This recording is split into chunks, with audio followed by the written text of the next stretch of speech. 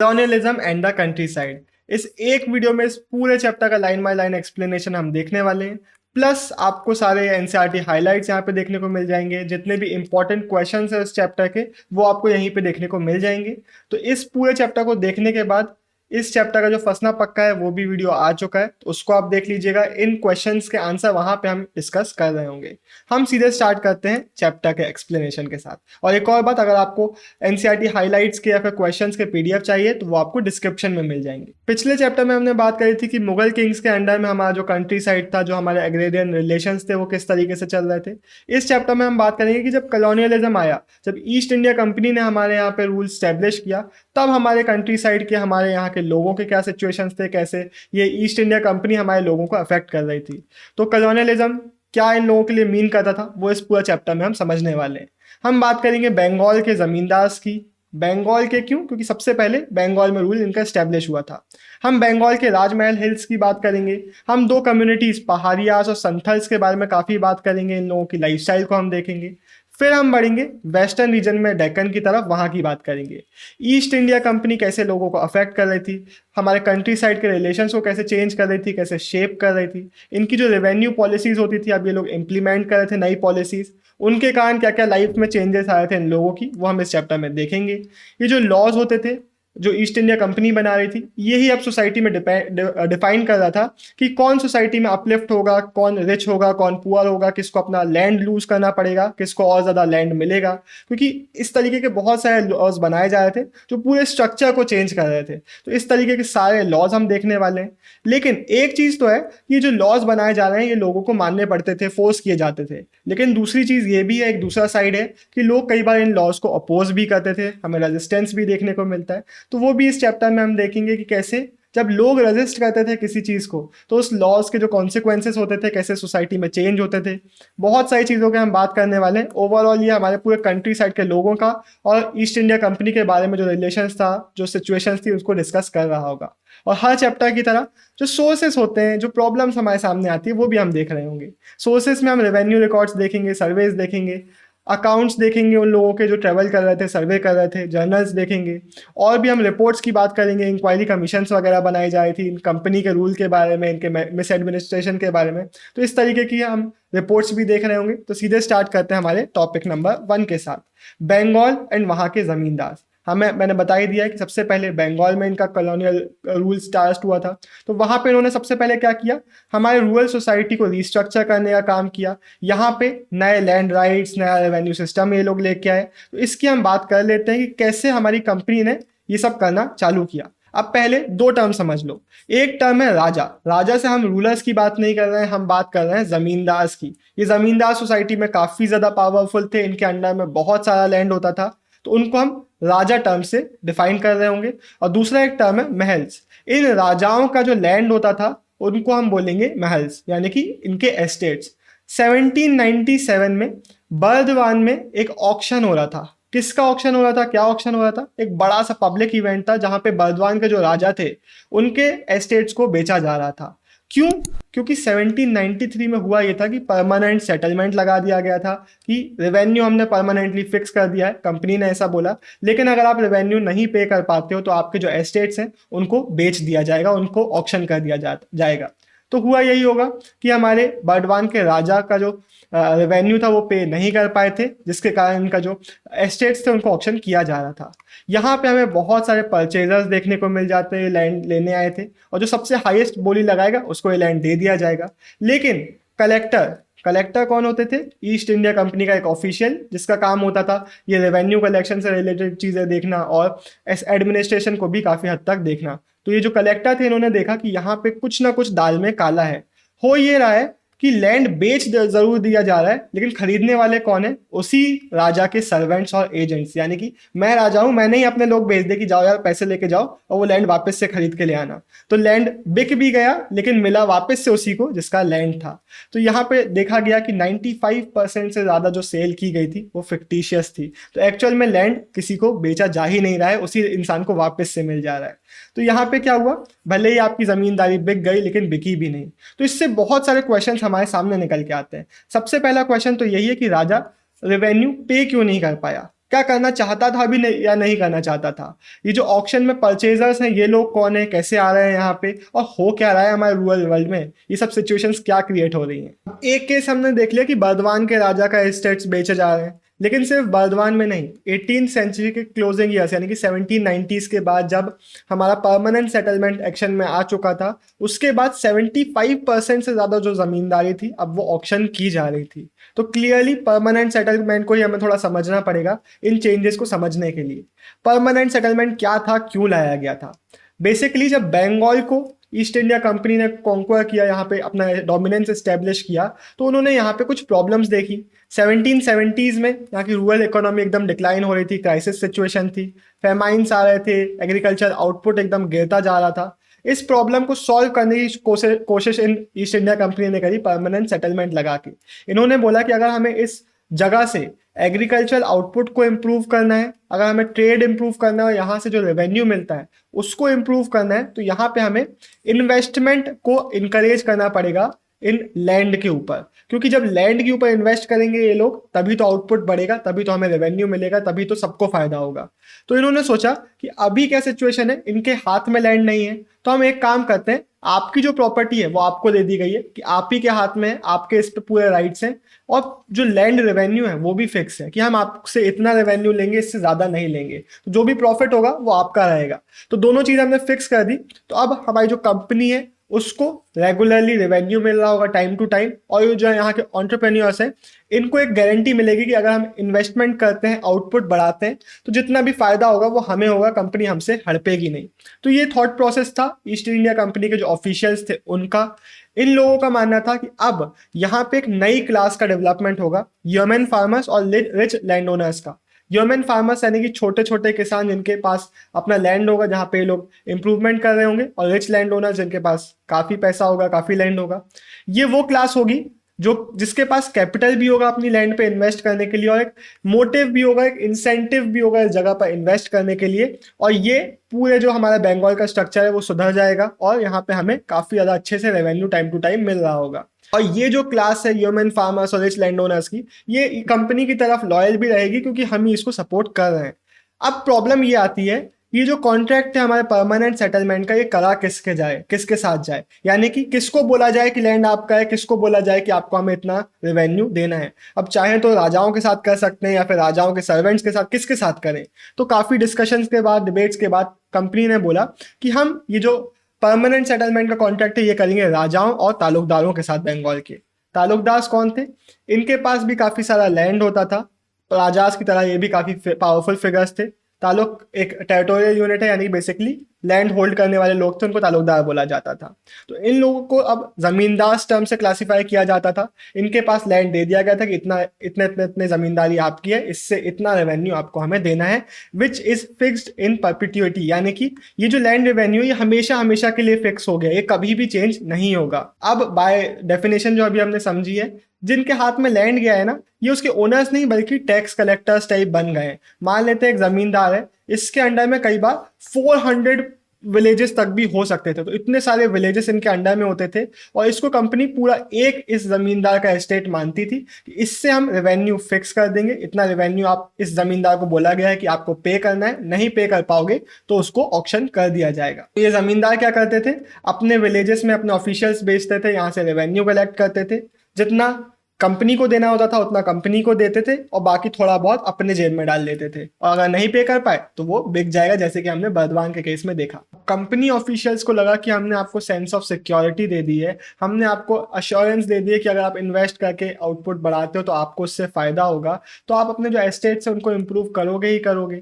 लेकिन ऐसा हुआ नहीं था। प्रैक्टिकली जब हमने बात करेंगे यहाँ पे, तो हमें देखने को मिला कि बहुत सारी प्रॉब्लम्स आई। जो जमींदार थे वो अपना ही रेवेन्यू पे नहीं कर पा रहे थे। उसके रीजन हम देख लेते हैं। ये रीजन के जितने भी मैंने ब्लू कलर से मार्क किए हैं, ये आप याद रख लो, अंदर की डिटेल्स आपको अपने आप याद हो रही होंगी। तो क्या क्या रीजन थे? रीजन नंबर 1 था, जो डिमांड्स थी वो बहुत ज्यादा हाई थी।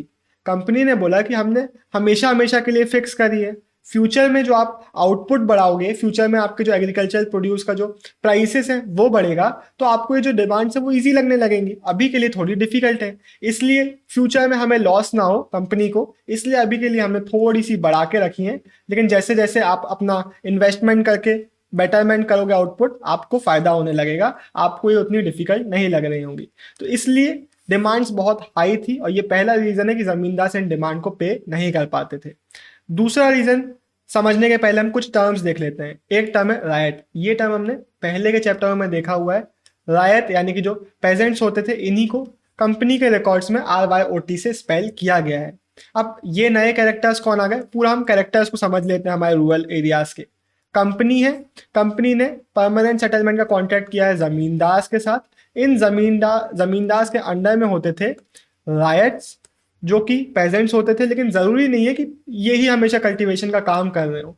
कई बार ऐसा होता था कि इन रायट के अंडर में भी अंडर रायट्स होते थे, जिनको ये लैंड दे देते थे कि भाई आप यहाँ पे हमारे अंडर में काम करो। तो ये पूरा सीन था। अब हो क्या रहा था इस टाइम पे, 1790s के टाइम पे जो एग्रीकल्चर की प्रोड्यूस की प्राइसेस थी वो एकदम लो थी। तो ये जो राइट्स थे ना सोसाइटी के, यही इन जमींदार को टैक्स पे नहीं कर पा रहे थे। तो जब जमींदार को नहीं मिलेगा, जमींदार ऊपर टैक्स पे कैसे करेंगे। तो ये एक रीजन हो गया। थर्ड रीजन है कि रेवेन्यू कभी भी चेंज नहीं होता था, हमेशा के लिए हर बार के लिए फिक्स था। अब कई बार दिक्कतें आएंगी ना, कभी हार्वेस्ट अच्छा नहीं होगा, बाढ़ आ गई, कुछ दिक्कत हो गई, तो उतना ज़्यादा आउटपुट नहीं निकला, तो उसमें हम कैसे पे करेंगे। और ऊपर से सनसेट लॉ लगा दिया गया था कि इस डेट की सनसेट के पहले दे दो, वरना आपकी ऑक्शन में जमींदारी बिकी। तो ये एक दिक्कत थी। और चौथी दिक्कत थी कि जमींदार की पावर भी सोसाइटी में लिमिट कर दी गई थी। कंपनी के लिए जो जमींदार थे ये इंपॉर्टेंट तो थे, लेकिन इन जमींदार की जो अथॉरिटी थी, इन्फ्लुएंस था, जो ऑटोनॉमी थी रूरल एरियाज में, इसको जो कंपनी थी वो थोड़ा सबड्यू करना चाहती थी। कंपनी ने क्या किया, पहले इन जमींदार के जो ट्रू आर्म्ड कंटिजेंट होती थी उसको डिसबैंड करवा दिया। इनके जो कस्टम ड्यूटीज चार्ज करते थे उसको अबॉलिश करवा दिया। इनके जो कोर्ट्स होते थे जहाँ पे एडमिनिस्ट्रेशन का पूरा काम करते थे, उसको कलेक्टर के सुपरविजन में लाके रख दिया। तो बेसिकली जमींदार की पावर को एकदम लिमिट कर दिया। अब जमींदार जो रायत से उनको ज़्यादा इन्फ्लुएंस नहीं कर पा रहे हैं, उनको ज़्यादा डोमिनेट नहीं कर पा रहे हैं। जो जमींदार का पूरे राइट्स थे, जो कि ये काम करते थे एडमिनिस्ट्रेशन करने का, जस्टिस प्रोवाइड करने का, लॉ एंड ऑर्डर मेंटेन करने का, ये सब थोड़ा पावर इनकी चली गई। ओवर टाइम हुआ क्या, जो कलेक्टरेट होता था, जो कलेक्टर का ऑफिस है, वो एक नया फिगर बन गया था, वो एक नया ऑफिस बन गया था जो एडमिनिस्ट्रेशन का काम पूरा देख रहा था, जिसके अंडर में पूरी डिस्ट्रिक्ट लेवल की अथॉरिटी आ चुकी थी। एक एग्जाम्पल यहाँ पे दिया हुआ है। एक बार एक राजा अपना रेवेन्यू टाइम पे नहीं दे पाया, तो कंपनी के ऑफिशियल को तुरंत वहाँ पे क्लियर इंस्ट्रक्शंस के साथ भेजा गया कि जाओ उस डिस्ट्रिक्ट का जितना भी कंट्रोल है वो अपने हाथ में लो। राजा और उसके ऑफिसर्स का जितना भी इन्फ्लुएंस है, जितना भी अथॉरिटी है, उसको पूरा खत्म करना है। जो भी मेजर्स लेने पड़े वो लो और उसको खत्म करो। तो क्लियरली जमींदार को काफी सारी प्रॉब्लम्स फेस करनी होती थी। हो क्या रहा था, जमींदार क्या करते थे, अपने जो ऑफिशियल्स हैं, जनरली आमला नाम का ऑफिशियल होता था, वो उसको भेजते थे रेवेन्यू कलेक्ट करने के लिए। लेकिन यहाँ पे कुछ की प्रॉब्लम्स फेस करनी पड़ रही थी जो खत्म ही नहीं हो रही थी। कई बार जेन्युइनली बैड हार्वेस्ट होता था, प्राइसेस लो हैं, तो जो रायत है वो जेन्युइनली पे नहीं कर पाते थे, तो जमींदार को मिलता नहीं था रेवेन्यू, तो वो भी नहीं कर पाता था। कई बार ये भी होता था कि जो रायत है वो जानबूझ के पेमेंट डिले करते थे या फिर मना करते थे पेमेंट देने के लिए। ये क्यों हो रहा था, जो रिच रायट्स थे ये ऐसा करना चाहते थे। विलेज हेडमैन, यहाँ पे एक नया कैरेक्टर हमें देखने को मिल रहा है। जोतेदार और मंडल्स यानी कि जो हेडमैन होते थे, जोतेदार भी काफ़ी सुपीरियर पोजीशंस में लोग थे। ये लोग काफ़ी की फिगर्स थे हमारे विलेज के। ये लोग जानबूझ के चाहते थे कि जमींदार को प्रॉब्लम्स फेस करना पड़े। इसके कारण ये लोग पूरा मोबिलाइज करते थे बाकी रायट्स को और पेमेंट डिलिबरेटली डिले करवाते थे। अब होता क्या था, जमींदार के हाथ में कोई पावर तो बची नहीं है, ज़्यादा से ज़्यादा क्या करेगा, प्रोसिक्यूट करेगा, यानी कि लीगल एक्शन उनके अगेंस्ट लेगा। लेकिन लीगल प्रोसेस बहुत ज़्यादा ढीला था इस टाइम का। 30,000 से ज़्यादा लॉसूट्स पेंडिंग थे 1798 में इसी चीज़ के कि कोई रेंट पे नहीं कर रहा है, तो ये ज़मींदार भी कुछ नहीं कर पा रहा है। तो ये हो गया ज़मींदार का केस। अब हम बात करते हैं जोतेदार की, जो कि रूरल एरियाज में बहुत पावरफुल हो रहे थे। एक तरफ 18th सेंचुरी के एंड होते होते ज़मींदार एकदम क्राइसिस सिचुएशन में है, दूसरी तरफ एक नया ग्रुप है रिच पेजेंट्स का, जो कि विलेजेस कम्युनिटीज में काफी ज्यादा पावरफुल हो रहा है और काफी ज्यादा अपनी पोजीशन को कंसोलिडेट करता है। फ्रांसिस ब्यूकानन के सर्वे के हमें पता चलता है इस ग्रुप के बारे में। ये सर्वे है बंगाल, नॉर्थ बंगाल के दिनाजपुर डिस्ट्रिक्ट का, जहां पे इन्होंने डिस्क्रिप्शन दिया इस रिच पेजेंट क्लास का, जिसको जोतदार बोला जाता है। 19th सेंचुरी के स्टार्ट में यानी कि अर्ली 1800s में इन लोगों के पास में काफी सारा लैंड आ चुका था। ये अपने रीजन में काफी कंट्रोल रख रहे थे। इनके पास कई बार 1000 एकर्स से ज्यादा भी लैंड हो रहा था। यहाँ पे ये लोग लोकल ट्रेड कंट्रोल करते थे, मनी लेंडिंग कंट्रोल करते थे और काफी सारी पावर होल्ड कर रहे होते थे। किसके ऊपर पावर होल्ड करते थे? वहाँ यहाँ के जो पुअर सेक्शन है, जो पुअर पेजेंट्स है, उनके ऊपर। जनरली इन जोतदास का जो लैंड होता था उस पर खुद ये लोग काम नहीं करते थे, क्योंकि ये तो पावरफुल फिगर्स है। ये लोग शेयर क्रॉपर्स रखते थे, यानी कि अपना लैंड किसी और को दे देते थे। वो अपने सारे टूल्स वगैरह लेके आता था, अपने प्लाउज लेके आता था, वहां पे मेहनत करता था, जो भी हार्वेस्ट होता था उसका आधा शेयर खुद रखता था और आधा शेयर इन जोतदास को देता था। विलेज लेवल्स पे जो जोतदास है इनकी पावर्स जमींदार से भी ज्यादा हो रही थी। पहला रीजन तो ये है कि जो विलेजेस हैं ये लोग यहीं पे रहते थे, जमींदार अर्बन एरियाज में रहते थे, तो ये लोग रूरल एरियाज में रहकर डायरेक्ट कंट्रोल कर रहे थे उन लोगों को जो वीकर सेक्शन थे, जो वीकर पेजेंट्स थे, उन लोगों को। प्लस ये लोग एक्शंस भी लेते थे जमींदार के अगेंस्ट। फॉर एग्जाम्पल, जमींदार अगर जमा बढ़ाने की कोशिश कर रहा है किसी विलेज का या विलेजेस का जो रेवेन्यू है वो बढ़ाने की कोशिश कर रहा है, तो उसको रजिस्ट करते थे। जो जमींदार के ऑफिशियल्स हैं उनकी जो ड्यूटीज है वो परफॉर्म नहीं करने देते थे, उनको उनको अपोज करते थे। सारे राइट्स को मोबिलाइज करते थे जमींदार के अगेंस्ट कि हमें रेवेन्यू नहीं देना है, हमें ये करना है, उनके ऑफिशियल्स को सपोर्ट नहीं करना है, इस तरीके से। प्लस जो रेवेन्यू है वो भी टाइम पे नहीं देते थे, डिले करवाते थे, ताकि जमींदार को ज्यादा से ज्यादा प्रॉब्लम्स हो। बेसिकली जमींदार की जो अथॉरिटी उसको पूरा चैलेंज ये लोग जोतदार सोसाइटी में कर रहे थे। कई बार ऐसा भी होता था कि जब ऑक्शन में जमींदार के एस्टेट्स को बेचा जा रहा है तो यही वो लोग होते थे जोतेदार जो कि इन लैंड को खरीदने का काम करते थे। नॉर्थ बंगाल की अगर अपन बात करें तो जो जोतदार हैं काफी ज्यादा पावरफुल फिगर थे, लेकिन बाकी कंट्री साइड के रीजन्स में बाकी फिगर्स काफी इंपॉर्टेंट हो रहे थे, जैसे कि जो रिच पेजेंट्स थे या फिर विलेज हेडमैन थे, ये लोग काफी की फिगर्स बन रहे थे बाकी रीजन्स में। तो यही हमें देखने को मिलता है कि जमींदार के अलावा कई फिगर्स थे जो विलेज लेवल पे एक्चुअल में ज्यादा पावरफुल थे। ये जो पावरफुल फिगर्स थे इनको किसी जगह पे हौलादास बुलाया जाता था, कहीं पे गांठीदार, कहीं पे मंडल्स, और इन लोगों के कारण जो हमारे जमींदार की अथॉरिटी है वो सोसाइटी में कम हो रही थी। ये यहाँ पे आप देख सकते हैं, सबसे ऊपर है कंपनी, फिर आ गए जमींदार, जमींदार के अंडर में हमारे जोतदार आ गए, राइट्स आ गए, राइट्स के अंडर में अंडर राइट, इनके अंडर में भी अंडर राइट। लेकिन हमने देख ही लिया है कि कैसे जो पावर सिनेरियो है वो काफी ज्यादा डायनेमिक था हमारे रीजन में। ये साइड में बॉक्स दिया हुआ है, इसमें ब्यूकानन यही चीज एक्सप्लेन कर रहे हैं कि जैसे ये जो जोतदार है ये क्या एक्शंस लेते थे जमींदार के अगेंस्ट। पहली चीज, ये जोतदार को पता था कि जमींदार के पास हमारे अगेंस्ट कोई पावर तो बची नहीं है। दूसरी चीज, इनके पास बहुत सारा लैंड होता था, कई बार लैंड में भी स्कैम मचा रखते थे ये लोग। मान लेते हैं कोई जमींदार इनको अपने कचहरी में बुलाता है इनको कंट्रोल करने के लिए, तो उसके अगेंस्ट पुलिस के पास चले जाते थे, पुलिस थाना चलेगा कि भाई देख लो जमींदार ये गलत एक्शंस ले रहा है, तो इस तरीके से जमींदार के अगेंस्ट बात करते थे। कई बार कोर्ट्स चले जाते थे। तो बेसिकली जमींदार के बारे में लोग को पता था कि ज्यादा पावर नहीं है, तो उसको डोमिनेट करने के लिए हर एक चीज ये लोग कर रहे होते थे। लेकिन जमींदार की अथॉरिटी खत्म हो रही है, इसका हमने बहुत डिस्कशन कर लिया। एक ये भी साइड देख लेते हैं कि एक्चुअल में इनकी पूरी अथॉरिटी कोलैप्स नहीं हुई थी। इन लोग भी काफी प्लेयर लोग थे, इन लोगों ने भी काफी सारे ऐसे मैन्यूवर्स किए और खुद को बचा के रखा सोसाइटी में। एक चीज है कि रेवेन्यू डिमांड बहुत हाई है, दे नहीं पा रहे हैं। दूसरी चीज है ये लोग ऑक्शन में अपनी एस्टेट्स बिकवा रहे हैं। लेकिन तीसरी चीज ये भी है कि ऑक्शंस भी तो फिक्टिशियस हो रहे थे, इन्होंने भी तो कुछ स्ट्रेटेजीज बनाई थी इन सारी सिचुएशन से डील करने के लिए, तो उसको हम काफी डिटेल में देखते हैं। सबसे पहले फिक्टिशियस सेल्स में काफी मैन्यूवर्स किए जाते थे।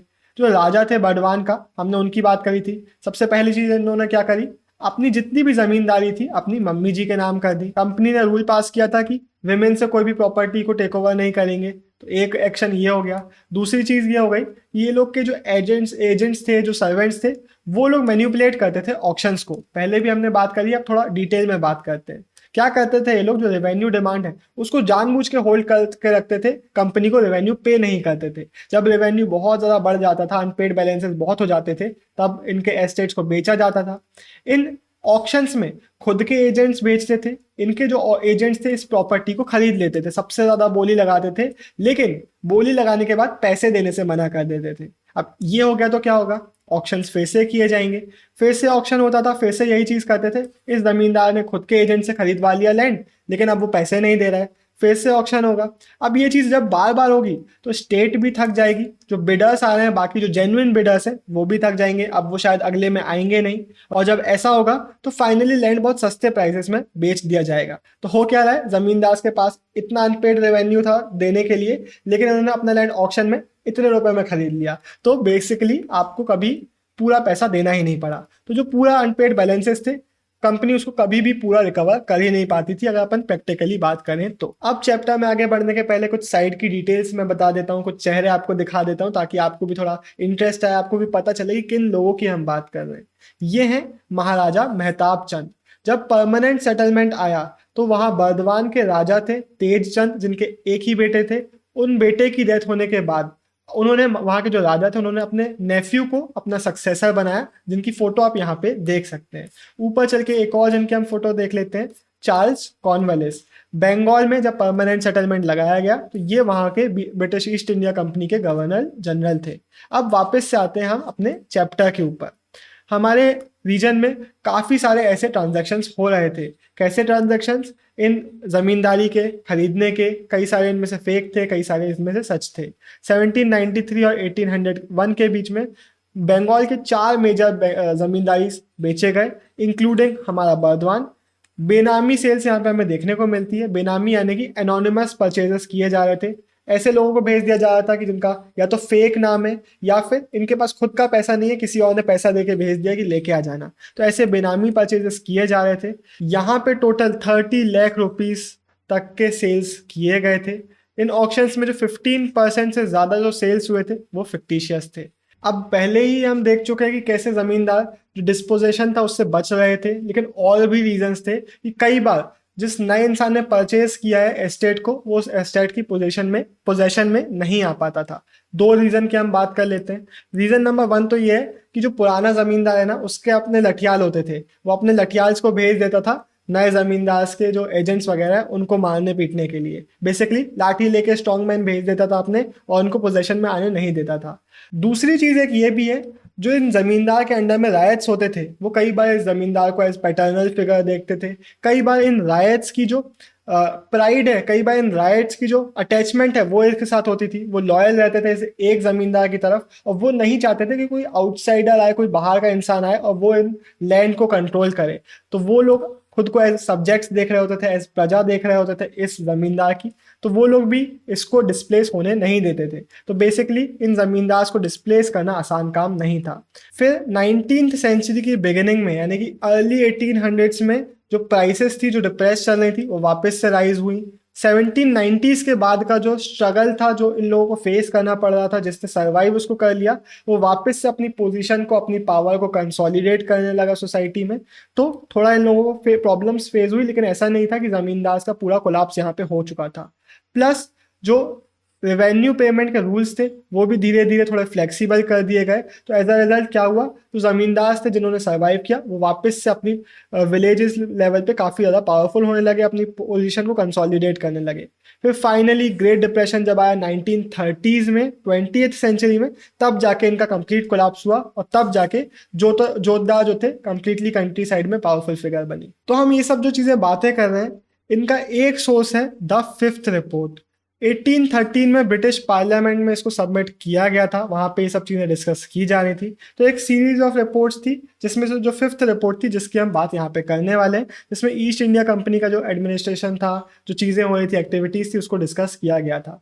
ये 1002 पेजेस की एक रिपोर्ट थी, जिसमें से 800 पेजेस से ज़्यादा अपेंडिसेस थे। अपेंडिसेस यानी कि आपकी रिपोर्ट के साथ सप्लीमेंट्री डॉक्यूमेंट्स ऐड किए गए थे। फॉर एग्जाम्पल, जमींदार और रायट्स के जो पेटिशंस होते थे, जो कलेक्टर्स अलग अलग डिस्ट्रिक्ट के रिपोर्ट्स लिखते थे वो, फिर स्टेटिस्टिकल टेबल्स यानी कि बहुत सारी डिटेल्स होती थी इन्फॉर्मेशन की, भाई रेवेन्यू रिटर्न्स कितने हैं, प्लस अलग अलग रीजन्स पे, जैसे कि बंगाल में, मद्रास में जो एडमिनिस्ट्रेशन हो रहा है, जुडिशियल एक्टिविटीज़ हो रही हैं, उन पे नोट्स होते थे जो कि अलग अलग ऑफिशियल्स लिख रहे होते थे। इन सबको उसमें ऐड किया गया था, और पूरे कंपनी की जो एक्टिविटीज़ को उसको वहाँ पे देखा जा रहा था। मिड 1760s में जब बंगाल में इन्होंने एडमिनिस्ट्रेशन करना चालू किया, काफ़ी अपना रूल इस्टेब्लिश किया, उस टाइम से ही इंग्लैंड में इनके एक्शंस को डिबेट किया जा रहा था। और बहुत सारे ऐसे ग्रुप्स थे जो ईस्ट इंडिया कंपनी के अगेंस्ट थे वहाँ ब्रिटेन में भी। बेसिकली इन ग्रुप्स का कहना था जो मोनोपोली है आपने ईस्ट इंडिया कंपनी को दे दी है, ये सही नहीं है। बेसिकली बहुत सारे लोग थे जो इंडिया और चाइना में ट्रेड करना चाहते थे, लेकिन पूरी मोनोपोली दे दी गई थी ईस्ट इंडिया कंपनी को। तो ये जो ग्रुप्स थे ये रेवोकेशन चाहते थे रॉयल चार्टर का, यानी कि चाहते थे इस रॉयल चार्टर में जो आपने मोनोपोली दी है उसको कैंसिल किया जाए, क्योंकि बहुत सारे प्राइवेट ट्रेडर्स थे जो हमारे इंडियन मार्केट में आके ट्रेड करना चाहते थे, इंडस्ट्रियलिस्ट थे जो कि ब्रिटिश में गुड्स बना के हमारे इंडियन मार्केट में बेचना चाहते थे। वो ईस्ट इंडिया कंपनी के अगेंस्ट वहां पे आवाज उठा रहे थे। फिर पॉलिटिकल ग्रुप्स भी थे। इन पॉलिटिकल ग्रुप्स का कहना था जो बंगाल को इन्होंने कैप्चर किया है ये सिर्फ और सिर्फ कंपनी को फायदा दे रहा है, ब्रिटिश नेशन को फायदा नहीं दे रहा। तो कंपनी का जो मिसरूल था, मेल एडमिनिस्ट्रेशन की चीजें हो रही थी, उनको वहां पे डिस्कस किया जाता था। कंपनी के जितने भी ग्रीडी एक्शंस होते थे, करप्शन की एक्टिविटीज जो देखी जाती थी, उनको वहां प्रेस में भी काफी ज्यादा हाईलाइट किया जाता था। फिर लेट 18th सेंचुरी में काफी सारे एक्ट्स पास किए गए जिसके बाद कंपनी का इंडिया में जो रूल था उसको रेगुलेट और कंट्रोल करने की कोशिश की गई थी। इन्हीं एक्ट्स के बाद कंपनी को फोर्स किया गया कि आपको रेगुलरली रिपोर्ट्स बनानी पड़ेगी जिसमें आप अपने एडमिनिस्ट्रेशन जो कर रहे हो इंडिया में उसको लिख रहे होगे। और भी कमिटीज असाइन की गई थी। इन कमिटीज का काम था कि जो भी एक्टिविटीज कर रही है कंपनी, जो भी अफेयर्स कर रही है, उनको आप इंक्वायर करो। ऐसी ही एक कमिटी बनाई गई थी जिसमें अपॉइंट किया गया था कुछ लोगों को जिन्होंने 5th रिपोर्ट को पूरा लिखा था। और ये जो रिपोर्ट्स हैं इनको वहां पे काफी ज्यादा डिस्कस किया जा रहा था। इन कंपनी के क्या एक्टिविटीज हो रही है, क्या क्या कर रहे हैं ये लोग, इनको काफी ज्यादा अपोज भी वहां पे किया जा रहा था। अब पिछले 100-150 सालों से 5th रिपोर्ट को यूज किया जा रहा है ये समझने के लिए कि हमारा जो रूरल एरियाज है बंगाल के, वहां पे किस तरीके से एक्टिविटीज हो रही थी। तो जो 5th रिपोर्ट है ये हमारे लिए बहुत ज्यादा इंपॉर्टेंट एक रिपोर्ट है जिससे हमें बहुत सारी चीजें पता चलती हैं। लेकिन जैसे कि हम हर सोर्स के बारे में बात कर लेते हैं कि हमें थोड़ा सा केयरफुली उसको देखना चाहिए, उसको रीड करते समय हमें बहुत सारी चीज़ें पता होना चाहिए कि किसने इसको लिखा है, क्या मोटिव था इसको लिखने के पीछे, क्या इसमें जो चीज़ें लिखी हुई हैं वो सच है या नहीं है, कितनी सच है कितनी झूठ है। तो ये सब हमें कैसे पता चलता है, जब हम बाकी सोर्सेज से इसको कंपेयर करने की कोशिश करते हैं। तो रिसेंट रिसर्चेस में हमें पता चला है कि 5th रिपोर्ट को हम अनक्रिटिकली एक्सेप्ट नहीं कर सकते। रिसर्चर्स ने जब बाकी सोर्सेस पढ़े, फॉर एग्जांपल जो आर्काइव्स हमें बंगाल जमींदार्स के मिले, हमें इंडिया के लोकल जो टेक्स्ट मिले, डॉक्यूमेंट्स मिले इस रूरल बंगाल के कॉलोनियल रूल्स के बारे में जब जिसमें डिटेल्स हैं, उनसे हमने इस 5th रिपोर्ट के फैक्ट्स को करोबोरेट करने की कोशिश करी तो हमें पता चला कि नहीं, कुछ चीज़ें इसमें गलत है। जो 5th रिपोर्ट है उसको लिखने के पीछे जो मोटिव वो इस तरीके से था कि मेल एडमिनिस्ट्रेशन को दिखाना है, ईस्ट इंडिया कंपनी के अगेंस्ट बातें करनी है। तो उन्होंने जमींदारी पावर जो थी बंगाल की उसका जो कोलैप्स था उसको बहुत ज़्यादा एग्जैजरेट करके बताया गया है। इसमें बताया गया कि पूरी ज़मींदारी ट्रांसफ़र हो रही थी, ज़मींदार की पावर एकदम ख़त्म हो गई थी सोसाइटी में। ट्रेडिशनली जो ज़मींदारी पावर थी वो एकदम ख़त्म, कोलैप्स हो गई थी, लेकिन एक्चुअल में प्रैक्टिकली ऐसा नहीं था। इसलिए इस चैप्टर में हमने एक दूसरे साइड की भी बात कर ली थी, कैसे ज़मींदार इंजीनियस मेथड्स का यूज़ करते थे, क्लेवर ट्रिक्स और मैन्यूवर्स यूज़ करते थे अपनी जो प्रॉपर्टी है उसको अपने पास ही रखने के लिए। तो हमें ये भी एक साइड पता चलती है बाकी सोर्सेस के थ्रू। तो यहाँ नीचे आप बॉक्स में भी 5th रिपोर्ट का एक एग्जर्प देख सकते हो। इसमें वही नंबर्स वगैरह दिए हुए हैं जमींदार और उनके ऑक्शन से रिलेटेड। अब हम इस चैप्टर में थोड़ा आगे बढ़ते हैं और हम दो अलग अलग कम्युनिटीज के बीच की जंग के बारे में देखते हैं। अभी तक हम बात कर रहे थे हमारे बंगाल के वेटलैंड्स की, जहाँ पे एग्रीकल्चर किया जा रहा था, सेटल्ड एग्रीकल्चर हो रहा था, जमींदार और पेजेंट्स की हमने बात करी। अब हम बढ़ेंगे हमारे एरिड जोन्स की तरफ जहाँ पे शिफ्टिंग कल्टीवेशन किया जा रहा था। अब हम एक नई कम्युनिटी के बारे में बात करेंगे। अब हम ये भी देखेंगे कि जब ये पेजेंट इकोनॉमी जो एग्रीकल्चर वगैरह प्रमोट हो रहा था, नई नई जगहों पे एग्रीकल्चरिस्ट सेटल हो रहे थे। फॉर एग्जांपल राजमहल हिल्स के जो फॉरेस्ट रीजन्स थे, जो पास्चर लैंड्स थे, वहाँ पे जब एग्रीकल्चर प्रमोट किया गया, इन फॉरेस्ट को क्लियर करके सेटल किया गया लोगों को एग्रीकल्चर करने के लिए, तो उन जगहों पे पहले से जो लोग रह रहे थे उनकी लाइफ में क्या क्या चेंज आए, क्या क्या कॉन्फ्लिक्ट्स हुए, क्या क्या चीज़ें यहाँ पे हुई, सब हम देखेंगे। अर्ली 19th सेंचुरी में बुकानन ने ट्रेवल किया राजमहल हिल्स के थ्रू। बुकानन कौन थे? एक फिजिशियन थे जो इंडिया आए थे। कहीं इन्होंने बोटेनिकल गार्डन में काम किया, कहीं जू संभाला, कहीं इन्होंने सर्वेस वगैरह किए। ये इस बॉक्स में दिया हुआ है, याद करने की जरूरत नहीं है, मैंने बस आपको बता दिया। इन्होंने कई जगहों पे विजिट किया। बुकानन ने राजमहल हिल्स के बारे में बताया कि यहाँ पे घुसना आसान नहीं है, इम्पेनेट्रेबल सीम करती है, यहाँ पे बहुत कम ट्रेवलर्स विजिट करते हैं, यहाँ के जो लोग हैं वो हमारी तरफ हॉस्टाइल हैं, हमारी तरफ अनफ्रेंडली है, हमको एज डेंजर देखते हैं, हमारी तरफ अप्रहेंसिव है, यानी कि जितने भी ऑफिशियल्स वगैरह यहाँ पे जाते हैं उनसे थोड़ा डरते से हैं, उनसे बात नहीं करना चाहते हैं। कई बार तो ऐसा भी हो जाता है कि हमको देख के ये अपने विलेज या फिर अपने घर बार छोड़ के निकल जाते हैं, एब्सकॉन्डेड बेसिकली, इनसे छुप के भाग जाते हैं या फिर इनको देखना नहीं चाहते हैं, डर के निकल जा रहे होते हैं। अब ऐसा क्यों हो रहा है, कौन है ये लोग, इतना डर क्यों रहे हैं इन ऑफिशियल्स से, वो हम बात करेंगे। बुकानन ने जब अपने टेक्स्ट लिखे, अपने जर्नल्स लिखे, तो उन्होंने इनके बारे में थोड़ा बहुत टेंटलाइजिंग ग्लिम्स दिया, यानी कि थोड़ा बहुत तो इनके बारे में बताया। इतना तो बताया कि हमें जानने की इच्छा हो कि कौन है ये लोग, लेकिन इतना अच्छे से नहीं बताया कि इनके बारे में हमें सब कुछ पता चले। अर्ली 19th सेंचुरी में ये जो हिल फोक है, इनके बारे में हमें इतना तो पता चलता है, जर्नल्स के थ्रू कि ये किस तरीके से बिहेव कर रहे थे। इन्होंने एज डायरी के फॉर्म में अपनी चीज़ें लिखी हैं बुकानन ने, जहाँ पे भी ये जाते थे, जो भी लोग इनको मिलते थे, जो भी ट्रेडिशंस इनको देखने को मिलते थे, प्रैक्टिसेस दिखते थे, वो अपनी डायरी के फॉर्म में मेंशन कर रहे होते थे। उस टाइम पे उनको क्या दिख रहा है ये वो लिख रहे होते थे, लेकिन इनकी हिस्ट्री नहीं बताते थे। तो हमारे दिमाग में क्वेश्चन ज़रूर क्रिएट होगा कि भाई कौन है ये लोग, क्या कर रहे हैं, क्यों ऐसा हो रहा है, लेकिन इनकी बैकग्राउंड क्या है, इनकी हिस्ट्री क्या है, ये बुकानन ने अपने जर्नल्स में नहीं बताई। तो ये जानने के लिए कि कौन है, क्यों डर रहे हैं, हमें कहाँ जाना पड़ेगा, हमें बाकी सोर्सेस की तरफ रेफर करना पड़ेगा। तो लेट 18th सेंचुरी के जो हमें रेवेन्यू रिकॉर्ड्स देखने को मिलते हैं, उनके थ्रू हमें पता चलता है ये हिल फोक हैं, पहाड़ियाज। वैसे अब आप सोच रहे हो यार ये हिंदी में तो पहाड़िया होना चाहिए, इंग्लिश में आके आर क्यों लग जाता है। तो ये जो ट्रांसलिट्रेशन है इसमें थोड़ा बहुत ऐसे चेंज किए जाते हैं कि इंग्लिश लैंग्वेज से अडॉप्ट भी हो जाए, लेकिन जो एक्चुअल एसेंस है वर्ड का वो लूज ना हो। तो हिंदी में पहाड़िया है, इंग्लिश में आके थोड़ा सा प्रोनाउंसिएशन चेंज होके, स्पेलिंग चेंज होके पहाड़ियास हो जाता है। तो ये राजमहल हिल्स में रहते थे, ये लोग कर रहे थे शिफ्टिंग कल्टीवेशन, और यहाँ पे ये लोग फॉरेस्ट प्रोड्यूस में पूरा अपना गुजारा निकाल रहे होते थे। सब्सिस्टेंस इनका पूरा का पूरा फॉरेस्ट से रिलेटेड होता था। बेसिकली क्या करते थे, फॉरेस्ट एरियाज में घुसते थे एक लैंड के पीस पे, वहाँ पे क्लियर करते थे पूरा उस लैंड को। बेसिकली जो बुशेस वगैरह है वो काटते थे, जो अंडर ग्रोथ यानी कि जो पेड़ों के नीचे जो छोटे छोटे पेड़ पौधे वगैरह उग गए हैं, बुशेस वगैरह उग गई हैं, उनको बर्न कर देते थे और फिर यहाँ पे कल्टीवेशन करते थे। जब बर्न करते थे जो ऐश होती थी उससे जो पोटैश मिलता था सॉइल को, पोटैश बेसिकली पोटेशियम कंपाउंड जो सॉइल को मिलते थे, वो उसकी फर्टिलिटी इंप्रूव करने में हेल्प करते थे, बेसिकली कल्टीवेशन को इंप्रूव करते थे। और यहाँ पे ये लोग पल्सेस की वैरायटी और मिलेट्स यानी कि ज्वार बाजरा वगैरह ग्रो कर रहे होते थे।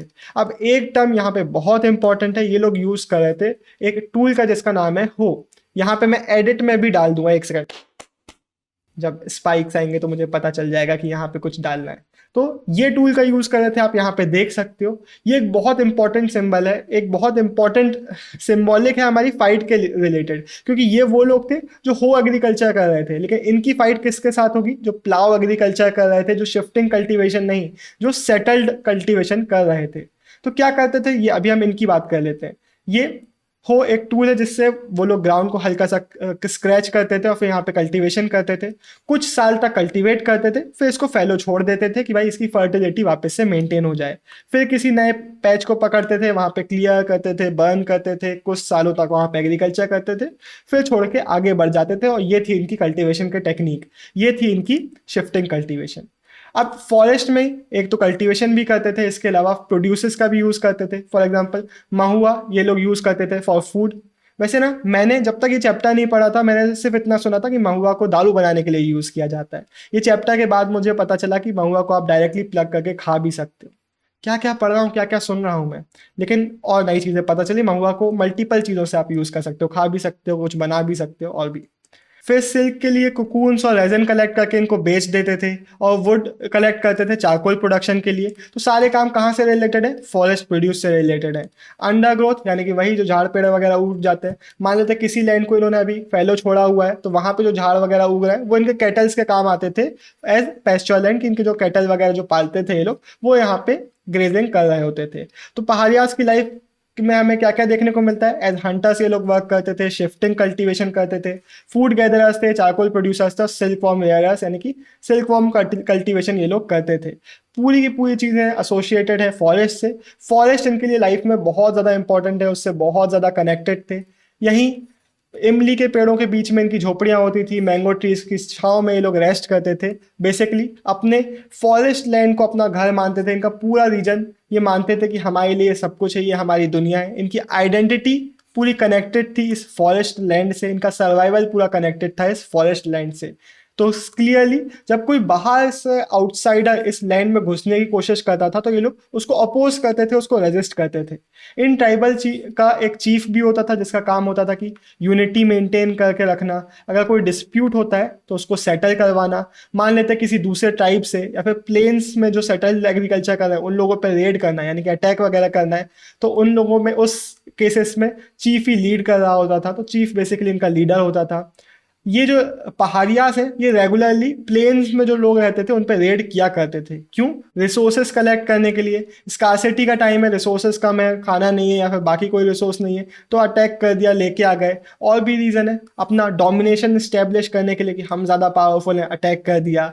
या फिर पॉलिटिकल नेगोशिएशंस किया, आप हमारे एरियाज़ में नहीं आ सकते, आपको हमें पैसे देने पड़ेंगे, रिसोर्सेज देने पड़ेंगे। इन सब के लिए प्लेन्स पीपल पे अक्सर ये लोग अटैक करते रहा करते थे। या आपने मूवीज़ वगैरह में भी देखा ही होगा कि ट्राइबल लोग अटैक कर रहे हैं। सिमिलरली यहाँ पे होता था, जो ज़मींदार वगैरह प्लेन्स के होते थे वो कुछ पैसा देते थे कि देखो आप एज ट्रिब्यूट हमसे पैसा ले लो या फिर प्रोड्यूस ले लो, लेकिन अब हमको अटैक मत करना। तो बेसिकली पीस खरीदते थे प्लेन्स के लोग इन ट्राइबल लोगों से बचने के लिए। ट्रेडर्स भी ऐसे ही करते थे।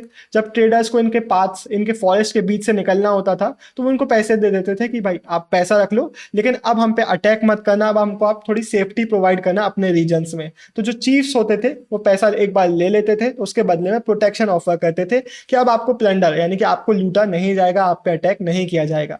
लेकिन ये जो पीस का कॉन्ट्रैक्ट होता था ना कि हम आप पे अटैक नहीं करेंगे, पैसे दे दोगे तो, या फिर उनकी तरफ से होता था कि ठीक है हमने नेगोशिएशन कर लिया, हमने डील कर ली है, अब हम आपके एरियाज में नहीं आएंगे। ये एकदम फ्रेजाइल था, यानी कि कभी भी टूट सकता था, और टूट गया। कब टूटा? 18th सेंचुरी के लास्ट डेकेड्स में। वैसे हमने इतने सारे चैप्टर पढ़ लिए हैं हिस्ट्री के, अब मैं आई गेस आपको पता ही होगा कि 18th सेंचुरी क्या होता है, लास्ट डेकेड्स उसके क्या होते हैं, लेकिन एक बार और बता देता हूँ, कंफ्यूजन अगर किसी को हो तो। 18th सेंचुरी के लास्ट डेकेड्स यानी कि 1780 1790s का पीरियड की हम बात करें। इस टाइम पीरियड में क्या हुआ, हमने देख ही लिया स्टार्टिंग के चैप्टर में कि एग्रीकल्चर को काफ़ी प्रमोट किया जा रहा था और एक्सपांड किया जा रहा था। ईस्टर्न इंडिया में काफ़ी ज़्यादा एग्रेसिवली सेटल्ड एग्रीकल्चरलिस्ट प्रमोट किए जा रहे थे। तो वो हमें यहाँ पे देखने को मिलता है कि ब्रिटिशर्स भी इंकरेज कर रहे थे कि आपको फॉरेस्ट क्लियर करना है, और हर जगह पर एग्रीकल्चर को प्रमोट किया जा रहा था। जो ज़मींदार थे, जो जोतदार थे, इन्होंने अनकल्टिवेटेड लैंड जो उनको फॉरेस्ट एरियाज के या फिर पास्चर लैंड्स मिल रहे थे वहाँ पे राइस फील्ड्स बनवा दिए, सेटल्ड एग्रीकल्चर प्रमोट किया गया। जो ब्रिटिशर्स थे वो भी यही चाहते थे, चाहे वो ब्रिटिशर्स हो चाहे वो मुगल किंग्स हो, सब यही चाहते हैं कि फॉरेस्ट ट्राइब्स कंट्रोल में रहें और जो सेटल्ड एग्रीकल्चरिस्ट है उनको प्रमोट किया जाए। क्यों? क्योंकि जो सेटल्ड एग्रीकल्चर है उसके थ्रू लैंड रेवेन्यू ब्रिटिशर्स का आ रहा होता था, ये लोग क्रॉप्स प्रोड्यूस करते थे जिसको एक्सपोर्ट किया जाता था। और ये जो सेटल्ड लोग है ना, ये एक ऑर्डर्ड सोसाइटी का फाउंडेशन है, सेटल्ड सोसाइटी का फाउंडेशन है। इसलिए फॉरेस्ट ड्वेलर्स को प्रमोट नहीं किया जाता था, सेटल्ड एग्रीकल्चर को हेल्प मिलती थी। फॉरेस्ट में रहने वाले लोगों को as wild, primitive, unruly, savage माना जाता था। फॉरेस्ट को वाइल्डनेस के साथ एसोसिएट किया जाता था। बेसिकली ये वो लोग हैं जो अनफ्रेंडली है, जिनको रूल करना मुश्किल है, जो बारबेरिक टाइप से हैं, अनसिविलाइज्ड हैं और डिफिकल्ट टू गवर्न है। इसलिए ब्रिटिशर्स इनके एकदम अगेंस्ट थे स्टार्टिंग से ही। तो ब्रिटिशर्स का मानना था कि फॉरेस्ट को क्लियर करवाओ और सेटल्ड एग्रीकल्चर वहाँ पे प्रमोट करवाओ। फॉरेस्ट पीपल जो है उनको टेम किया जाए, उनको कंट्रोल में लाया जाए, सबड्यू किया जाए और उनसे बोला जाए कि हंटिंग गिव अप करो और बल्कि आप हो एग्रीकल्चर से शिफ्ट हो प्लाव एग्रीकल्चर में, यानी कि जो आपकी शिफ्टिंग कल्टीवेशन की प्रैक्टिस है अब नहीं, अब सेटल हो जाओ। ये कोशिशें की गई। अब अगर सेटल्ड एग्रीकल्चर एक्सपांड होगा तो फॉरेस्ट एरिया, जो पास्चर एरियाज हैं, वो कॉन्ट्रैक्ट होंगे, वो कम होने लगेंगे। तो यहाँ से वॉर शुरू होती है हिल फोक और सेटल्ड कल्टीवेटर्स के बीच में।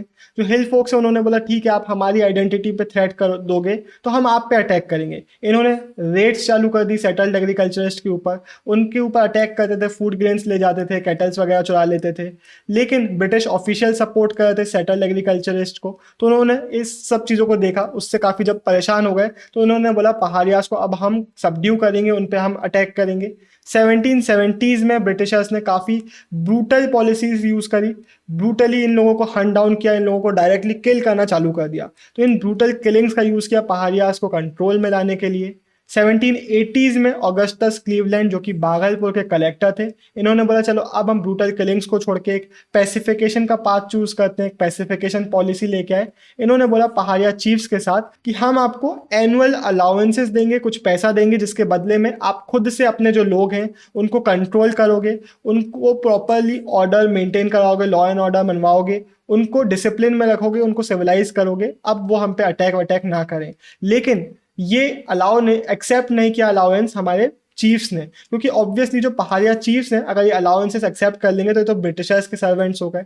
तो ज़्यादातर लोगों ने तो खुद से मना कर दिया, लेकिन वो चीफ जो इन अलाउंसेस को एक्सेप्ट कर भी रहे थे, उनको इनकी कम्युनिटी अब एज अथॉरिटेटिव एज चीफ्स नहीं देख रही थी। क्योंकि अगर आप चीफ बन गए तो आप कॉलोनियल गवर्नमेंट के नौकर बन गए, उनके एक एम्प्लॉय बन गए, उनके एक स्टिपेंडियरी चीफ बन गए, यानी कि आपको सैलरी मिल रही है चीफ बनने के लिए, तो आप हमारे नहीं उनके नौकर हो।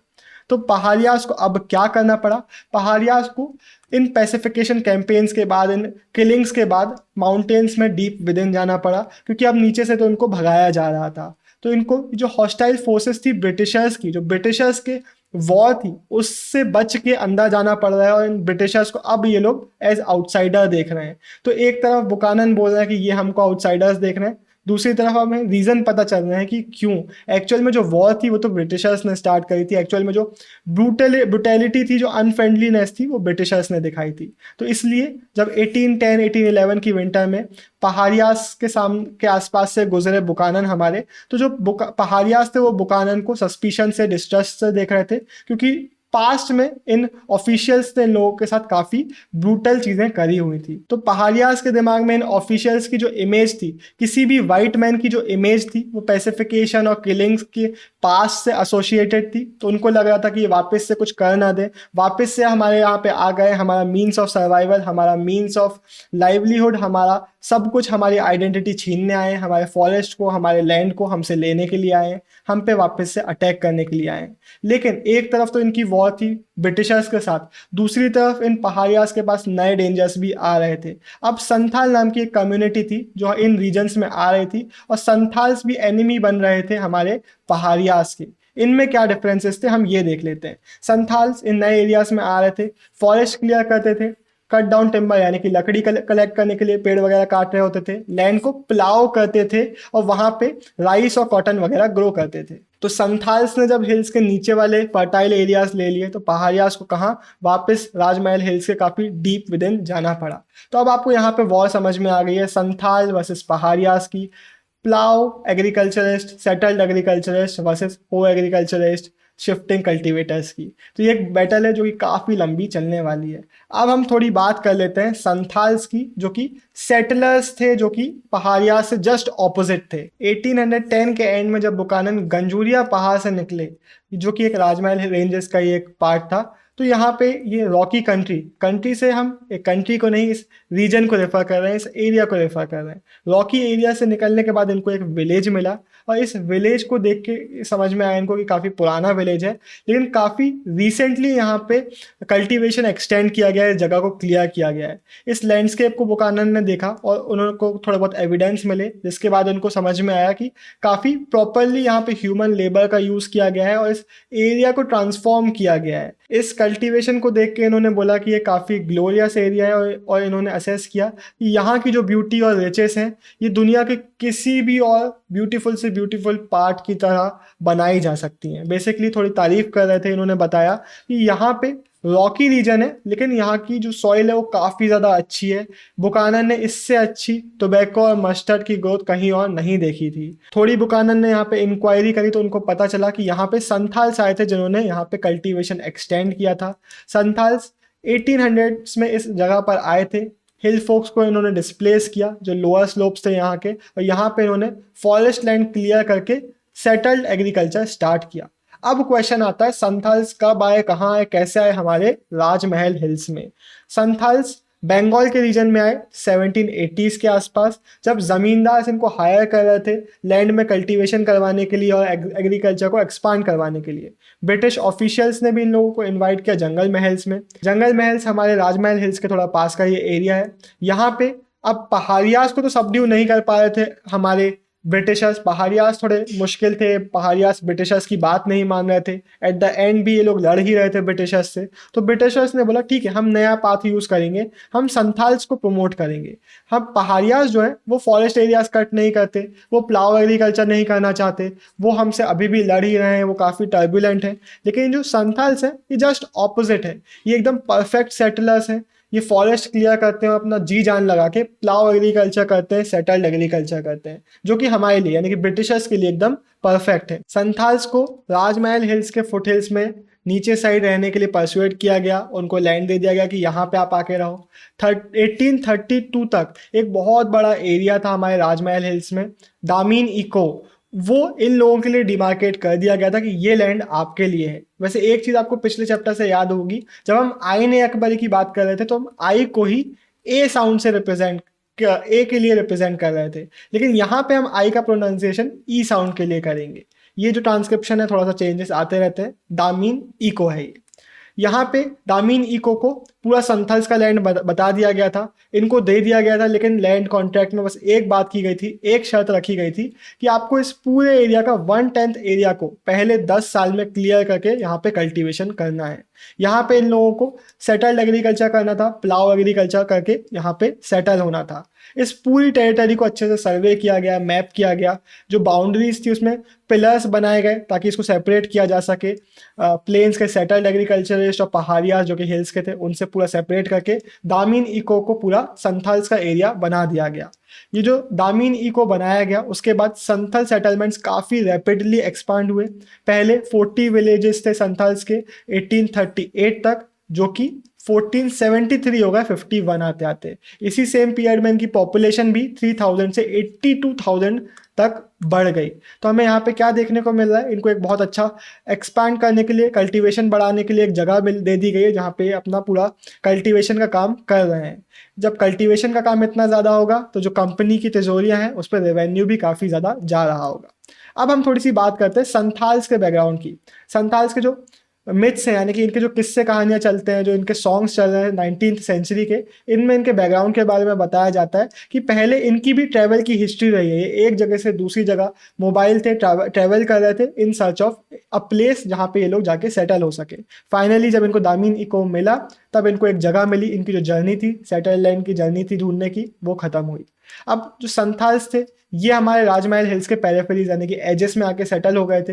पहाड़ियास ने इनिशियली तो रजिस्ट किया क्योंकि ये बहुत अच्छा रीजन था, फर्टाइल रीजन था। पहले तो उन्होंने सोचा कि यार ऐसा ना हो, लेकिन जब फोर्सेस बहुत ज़्यादा थी तो इनको पहाड़ियास को deeper with in the hills जाना पड़ा। तो पहाड़ियास को अब नीचे आने नहीं मिल रहा है हिल्स में, पहाड़ियास को वैलीज नहीं मिल रही है, ये जो अच्छे रीजन है ये तो पूरे चले गए। तो इनको अंदर side, deep side, dry arid zones में जाना पड़ा, जहाँ पे बैरन लैंड था, रॉकी हिल्स थी, वहाँ पे जाना पड़ा। तो इनका जो कल्टीवेशन था पूरा खत्म हो गया। लॉन्ग रन में इनको इम्पवरिशमेंट देखना पड़ा पहाड़ियास को। हमारे पहाड़ियास शिफ्टिंग एग्रीकल्चर करते थे, जिसमें क्या चाहिए, आपको अच्छा लैंड चाहिए जहाँ पे आप कुछ सालों तक एग्रीकल्चर कर सको। लेकिन अब इनको एकदम ड्राई लैंड मिल गया है, खराब लैंड मिल गया है, तो इनका जो कल्टीवेशन का पूरा मेथड था वो सस्टेन ही नहीं कर पाया, क्योंकि जो मेन फर्टाइल लैंड है वो तो इनएक्सेसिबल है इनके लिए, वो तो दामीन में चला जा चुका है। सिर्फ ये नहीं, कल्टीवेशन नहीं, बल्कि जो इनका हंटर्स थे वो भी फॉरेस्ट पे पूरा सस्टेन करते थे, लेकिन अब जो फॉरेस्ट के रीजन्स हैं ये भी इनको नहीं मिल रहे हैं। फॉरेस्ट रीजन्स को ज़्यादा से ज़्यादा क्लियर किया जा रहा है, संथाल्स वहाँ पे जा रहे हैं, तो वहाँ पे भी इनको प्रॉब्लम्स फेस करनी पड़ रही थी। इनके बीच में जो हंटर्स थे, गैदरर्स थे, उनको भी प्रॉब्लम्स फेस करनी पड़ी। ऑन द कॉन्ट्ररी जो संथाल्स है, इनकी जो पुरानी लाइफ थी मोबिलिटी वाली, अब ये एंड में आ चुकी है, बल्कि ये लोग एक जगह पर सेटल हो चुके हैं और कल्टीवेशन का काम कर रहे हैं, कमर्शियल क्रॉप्स उगा रहे हैं मार्केट के लिए। अब ट्रेडर्स और मनी लेंडर्स के साथ भी ये जो संथाल कम्युनिटी है वो डील कर रही है। लेकिन बहुत जल्द क्या होता है, संथाल्स को पता चलता है कि इनको जो लैंड दिया गया था, जहाँ पे इन लोगों ने कल्टीवेशन चालू किया था, यहाँ पे जहाँ पे ये लोग सेटल हुए थे आके, ये इनका लैंड इनके हाथों से अब निकल रहा है। अनजस्ट, अनफेयर चीज़ें हो रही हैं, इनके ऊपर बहुत हैवी टैक्सेस चार्ज किए जा रहे हैं, टैक्सेस नहीं दे पाते हैं, लैंड निकल जाता है हाथ से। मनी लैंडर्स भी जो है वो बहुत high rate of interest charge करते हैं, जब डेट बहुत ज़्यादा बढ़ जाता है, अनपेड रह जाता है, दे नहीं पाते हैं जब, तो इनके हाथों से वापस लैंड निकल जाता है। जो ज़मींदार हैं वो भी इनके लैंड में, दामीन एरिया पे कंट्रोल अब असर्ट करने की कोशिश कर रहे हैं। तो 1850s तक इनको समझ में आ गया कि भाई अब तो हमें अपने लिए लड़ाई लड़नी पड़ेगी, हमें अपने लैंड के लिए, अपने लैंड को बचाने के लिए जो ज़मींदार हैं, जो मनी लैंडर्स हैं और जो कॉलोनियल स्टेट है, इन सब के अगेंस्ट आवाज़ करके खुद के लिए एक ऐसा वर्ल्ड बनाना पड़ेगा जहाँ पे हम खुद को रूल करेंगे, हमें कोई ऊपर से डोमिनेट नहीं करेगा। तो यही इन्होंने किया। ये लेफ्ट में आप सिद्धू मांझी जी की इमेज देख सकते हैं, जो कि संथाल रिबेलियन के लीडर थे। संथाल रिवोल्ट हुआ 1855-56 में, जिसके बाद ब्रिटिशर्स को इनके लिए कुछ स्टेप्स लेने पड़े। इस रिवोल्ट के बाद एक 5500 स्क्वायर माइल्स का एरिया कार्व किया गया था भागलपुर और बीरभूम डिस्ट्रिक्ट से। इस जगह से इस पूरे एरिया को, इस संथल परगने को बनाया गया था और बोला गया था कि चलिए आप यहाँ पे रहिए, ये आपका नया लैंड। स्पेशल लॉज वगैरह यहाँ पे बना दिए गए थे और ब्रिटिशर्स को ये स्टेप्स लेने पड़े ताकि इन संथाल्स को सेटिस्फाई किया जा सके। ये आप इमेजेस यहाँ पे देख सकते हैं, यहाँ पे संथाल्स और ब्रिटिश आर्मी के बीच में लड़ाई हो रही है। ऐसी इमेजेस वहाँ ब्रिटिश प्रेस में काफी दिखाई जा रही थी। यहाँ पे भी वही हुआ, ब्रिटिशर्स को जब तक इनसे फायदा था तब तक ये बहुत अच्छे थे, फिर अनकल्चर्ड और खराब लगने लगे। उनका लैंड आप जब छीने तो उनके साथ आप लड़ाई करने लगे, उनको आप डोमिनेट करने की कोशिश करने लगे। इस इमेज में दिखाया जा रहा है कि कैसे ब्रिटिश आर्मी इनके विलेजेस वगैरह को ढूंढती थी, इन लोगों को मारती थी, उनके विलेजेस में आग लगा दिया करती थी। ऐसी इमेजेस देखने को मिलती है जहाँ पे संथाल जो रेबेलियन हो रहा था, वहाँ के जो लोग थे उनको पकड़ के अब ले जाया जा रहा है, मारा जाएगा, उनको जेल वगैरह में डाला जाएगा। तो वही चीज़, जब तक आपको फ़ायदा मिल रहा है, फ़ायदा ले लिया, फिर आपने उन पर अटैक कर दिया, उनको डोमिनेट कर दिया। तो वापस से अब हम आते हैं हमारे बुकानन के ऊपर। हमने इतने सारे इनके अकाउंट्स की बात करी है, लेकिन एक चीज़ आपको दिमाग में क्या रखनी है, ये ईस्ट इंडिया कंपनी के एक एम्प्लॉय थे, ईस्ट इंडिया कंपनी के लिए काम करते थे। जो भी ये जर्नीज कर रहे थे, ये इसलिए नहीं कर रहे थे क्योंकि इनको जर्नी करना पसंद था या फिर नए लैंडस्केप को एक्सप्लोर करना चाहते थे, बल्कि इनका पर्पस क्या था, ये कंपनी के लिए काम कर रहे थे और ज़्यादा से ज़्यादा लैंड को, जो रिसोर्सेज थे, उनको डिस्कवर करना चाहते थे ताकि कंपनी इसका फ़ायदा उठा सके। जहाँ पे भी ये जाते थे इनके साथ बहुत सारे लोग होते थे, ड्राफ्ट्समैन जो कि पूरे ड्राइंग्स वगैरह करते थे, मैप वगैरह बनाते थे, सर्वेयर्स जो कि लैंड्स को सर्वे करते थे, पैलेंक्विन बेयर्स यानी कि जो पालकी में चलते होंगे उसको बेयर करने वाले लोग, कुलीस। तो बहुत सारे लोग इनके साथ चलते थे और ये सारे लोगों को स्पॉन्सर कौन कर रहा था, ईस्ट इंडिया कंपनी। यानी कि इनकी जो ट्रिप्स होती थी उसका पैसा कौन दे रहा है, कंपनी दे रही है। तो ये बेसिकली कंपनी के एम्प्लॉय थे। कंपनी क्या चाहती थी कि ज़्यादा से ज़्यादा इंफॉर्मेशन उसको मिले कि क्या क्या एरियाज़ हैं, क्या क्या जगह पर अच्छी रिसोर्सेज हैं, ताकि कंपनी उन जगहों को एक्सप्लॉइट कर सके। तो बुकानन को क्लियर इंस्ट्रक्शंस दिए गए थे कि आपको क्या क्या चीज़ें जाके देखनी है, क्या चीज़ें आपको मिलनी चाहिए, क्या चीज़ों के बारे में आपको रिकॉर्ड करना है। तो ये अपने इंटरेस्ट से नहीं बल्कि ईस्ट इंडिया कंपनी के लिए ये काम कर रहे थे, उनके लिए रिकॉर्ड्स कर रहे थे। तो जहाँ पे भी ये जाते थे तो लोगों को भी क्लियरली पता होता था कि एक इंसान आया है जो कि सरकार का एक एजेंट है, जो ईस्ट इंडिया कंपनी का एक ऑफिशियल है। कंपनी ने जब अपनी पावर्स को कंसोलिडेट किया, जब अपनी कमर्शियल एक्टिविटीज़ को ये काफ़ी ज़्यादा एक्सपांड कर रहे थे, तब इनको क्या चाहिए था कि नए रिसोर्सेस मिले जहाँ पे ये कंट्रोल इस्टेब्लिश कर सके और उनको एक्सप्लॉइट कर सके अपने बेनिफिट के लिए। तो इसी के लिए ये लोग बहुत सारे सर्वेज वगैरह करवाते थे, नए जो लैंडस्केप्स हैं उनके सर्वे करवाते थे, हर वो रेवेन्यू सोर्स जो जनरेट किया जा सकता है कंपनी के लिए उसके बारे में देखते थे, वॉयजेस करवाते थे कि नई डिस्कवरीज और नए लैंड के बारे में पता चले। यहाँ पे जियोलॉजिस्ट, जियोग्राफर्स, बोटेनिस्ट और अपने मेडिकल टीम को भेजते थे। इनका काम क्या होता था, वही कि रिसोर्सेज के बारे में पता लगाया जाए। जो हमारे बुकानन थे वो भी काफ़ी एक एक्स्ट्राऑर्डिनरी ऑब्जर्वर थे। वो भी एक ऐसे इंसान थे जिसको कंपनी ने भेजा था ताकि वो अलग अलग जगहों पर जाएं, रिकॉर्ड्स करें और कंपनी को इन्फॉर्मेशन कलेक्ट करके ला के दें। जहाँ पर भी ये जाते थे स्टोन्स के बारे में, रॉक्स के बारे में काफ़ी कुछ जर्नल्स में लिखते थे, सॉइल की लेयर्स के बारे में, अलग अलग सॉइल की परतों के बारे में लिख रहे होते थे। बेसिकली जो अलग अलग रिसोर्सेस इनको मिलते थे उनको असेस करते थे, उनको अपने जर्नल्स में लिख रहे होते थे। तो ये क्या ढूंढते थे, मिनरल्स और स्टोन्स जिनकी कमर्शियल वैल्यू है, जिनको बेचा जा सकता है या फिर जिनसे कुछ प्रोड्यूस किया जा सकता है, कंपनी के जो काम आ सकते हैं, उनको रिकॉर्ड करते थे। Iron ore, mica, granite, saltpetre, इन सब के कोई साइंस मिलते थे उनको रिकॉर्ड करते थे। तो सॉल्ट पीटा होता है ये फर्टिलाइजर और बहुत सारी चीज़ें बनाने में काम आता है। तो इन सब चीज़ों को ये रिकॉर्ड कर रहे होते थे क्योंकि कमर्शियल वैल्यू की थी। इनको जो लोकल प्रैक्टिसेस मिलती थी जैसे कि सॉल्ट मेकिंग की या फिर आयरन और माइनिंग की, तो इसको भी रिकॉर्ड कर लिया करते थे। इस तरीके के जो सोर्सेस आपको लेफ्ट में मिलेंगे उनमें वही चीज़ें लिखी हुई हैं कि जो हमने बात करी कि सोर्सेस के बारे में रिकॉर्ड करते थे तो क्या लिखते थे, उनके वर्ड्स यहाँ पे दिए हुए हैं कि हमें सॉइल मिली, यहाँ पे इस तरीके की सॉइल थी, यहाँ पे रॉक्स मिले, इस तरीके की लेयर्स थी रॉक्स में, ये फायदा हो सकता है, इस तरीके से उगाया जाना चाहिए यहाँ पे क्रॉप्स, ये सारी डिटेल से दे रहे थे। तो बुकानन क्या कर रहे थे, सिर्फ लैंडस्केप के बारे में ये नहीं लिख रहे थे कि हमें क्या देखने को मिला, किस तरीके की चीजें चल रही थी, बल्कि ये भी लिखते थे कि यहाँ पे क्या काम किया जाना चाहिए, किस तरीके से इस जगह को ट्रांसफॉर्म किया जा सकता है, किस तरीके से इस जगह को और भी ज़्यादा प्रोडक्टिव बनाया जा सकता है। तो वही चीज़ें लिख रहे होते थे कि यहाँ पे कौन सी क्रॉप्स उगाई जाना चाहिए, कौन से ट्रीज को यहाँ पे काट देना चाहिए, किस तरीके से यहाँ पे प्रोग्रेस की जाना चाहिए। लेकिन एक डिफरेंस है ना, यहाँ पे जो लोकल इनहेबिटेंट्स हैं वो शायद ये चाहते होंगे कि हमारे जो ट्रेडिशंस चले आ रहे हैं हम उसी तरीके से जीना चाहते हैं। वो हो सकता है कि कमर्शियल एक्टिविटीज़ में ना घुसना चाहते हो, वो अपने तरीके से चीज़ों को कर रहे हैं, अपनी तरीके से चीज़ों को देख रहे हैं। लेकिन ये सिंस ये कंपनी के ऑफिशियल हैं, ये क्या चाहते हैं, कंपनी को जिस तरीके से फायदा हो सके वो यहाँ पे करवाना चाहते हैं, बेसिकली कमर्शियल एक्टिविटीज यहाँ पे सेटअप करवाना चाहते हैं।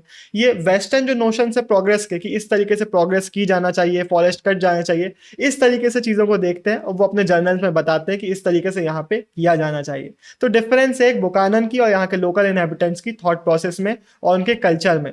जो हमारे फॉरेस्ट ड्वेलर्स की जो लाइफस्टाइल्स थी इसके काफ़ी ज़्यादा अगेंस्ट थे। इनका कहना था कि फॉरेस्ट को तो काट देना चाहिए, वहाँ पे एग्रीकल्चर लैंड्स बना दिया जाना चाहिए। तो अभी तक इस चैप्टर में हमने बंगाल में वहाँ के जमींदार पेजेंट्स की हमने बात करी, संथाल्स पहाड़ियास की बात करी। अब ये सब राजमहल हिल्स को छोड़ के, यहाँ के लोगों को छोड़ के हम बढ़ेंगे हमारे वेस्टर्न रीजन्स में, जहाँ पे हम बात करेंगे हमारे बॉम्बे डेक्कन की। एक तरीका बहुत अच्छा यहाँ के लोगों के बारे में, इनके रिलेशंस को समझने का क्या होता है, यहाँ पे जो पेजेंट रिवोल्ट होता है उसको हम समझें, उसके बैकग्राउंड को हम देखें। अब एक चीज़ है कि पहाड़ियास एक्शंस ले रहे हैं ब्रिटिशर्स के अगेंस्ट, संथाल्स ब्रिटिशर्स से लड़ाई कर रहे हैं, लेकिन दूसरी चीज़ ये है ना कि इनका बैकग्राउंड क्या रहा है, इनके पास्ट में इनके साथ क्या किया गया है। जैसे कि हमने पहाड़ियास के केस में देखा था, इनके साथ कॉलोनियल पावर्स ने क्या इनजस्टिस किया है, ये सब हमें पता चलता है, तो हमें एक्चुअल हिस्ट्री समझ में आती है। तो वही यहाँ पे हम करने की कोशिश करेंगे, हम पेजेंट रिवॉल्ट के बैकग्राउंड के बारे में समझ रहे होंगे। ये जो क्रूशियल टाइम होता है ना, जो किसी रिबेलियन के टाइम का, किसी रिवॉल्ट का टाइम, यहाँ पे क्या होता है ना, लोगों को जो भी इनजस्टिस लगता है, जो भी चीज़ें उनको लगता है कि ये कॉज है हमारे सफरिंग का, उनके अगेंस्ट वो लोग अपना गुस्सा दिखाते हैं, उनके अगेंस्ट एक्शंस लेते हैं, अपनी आवाज़ उठाते हैं। तो जब हम इस गुस्से के पीछे की जो लेयर्स है उनको पील करना चालू करते हैं, तब हमें एक्चुअल में समझ में आता है कि इनकी लाइफ में चल क्या रहा है, इनके साथ हो क्या रहा है।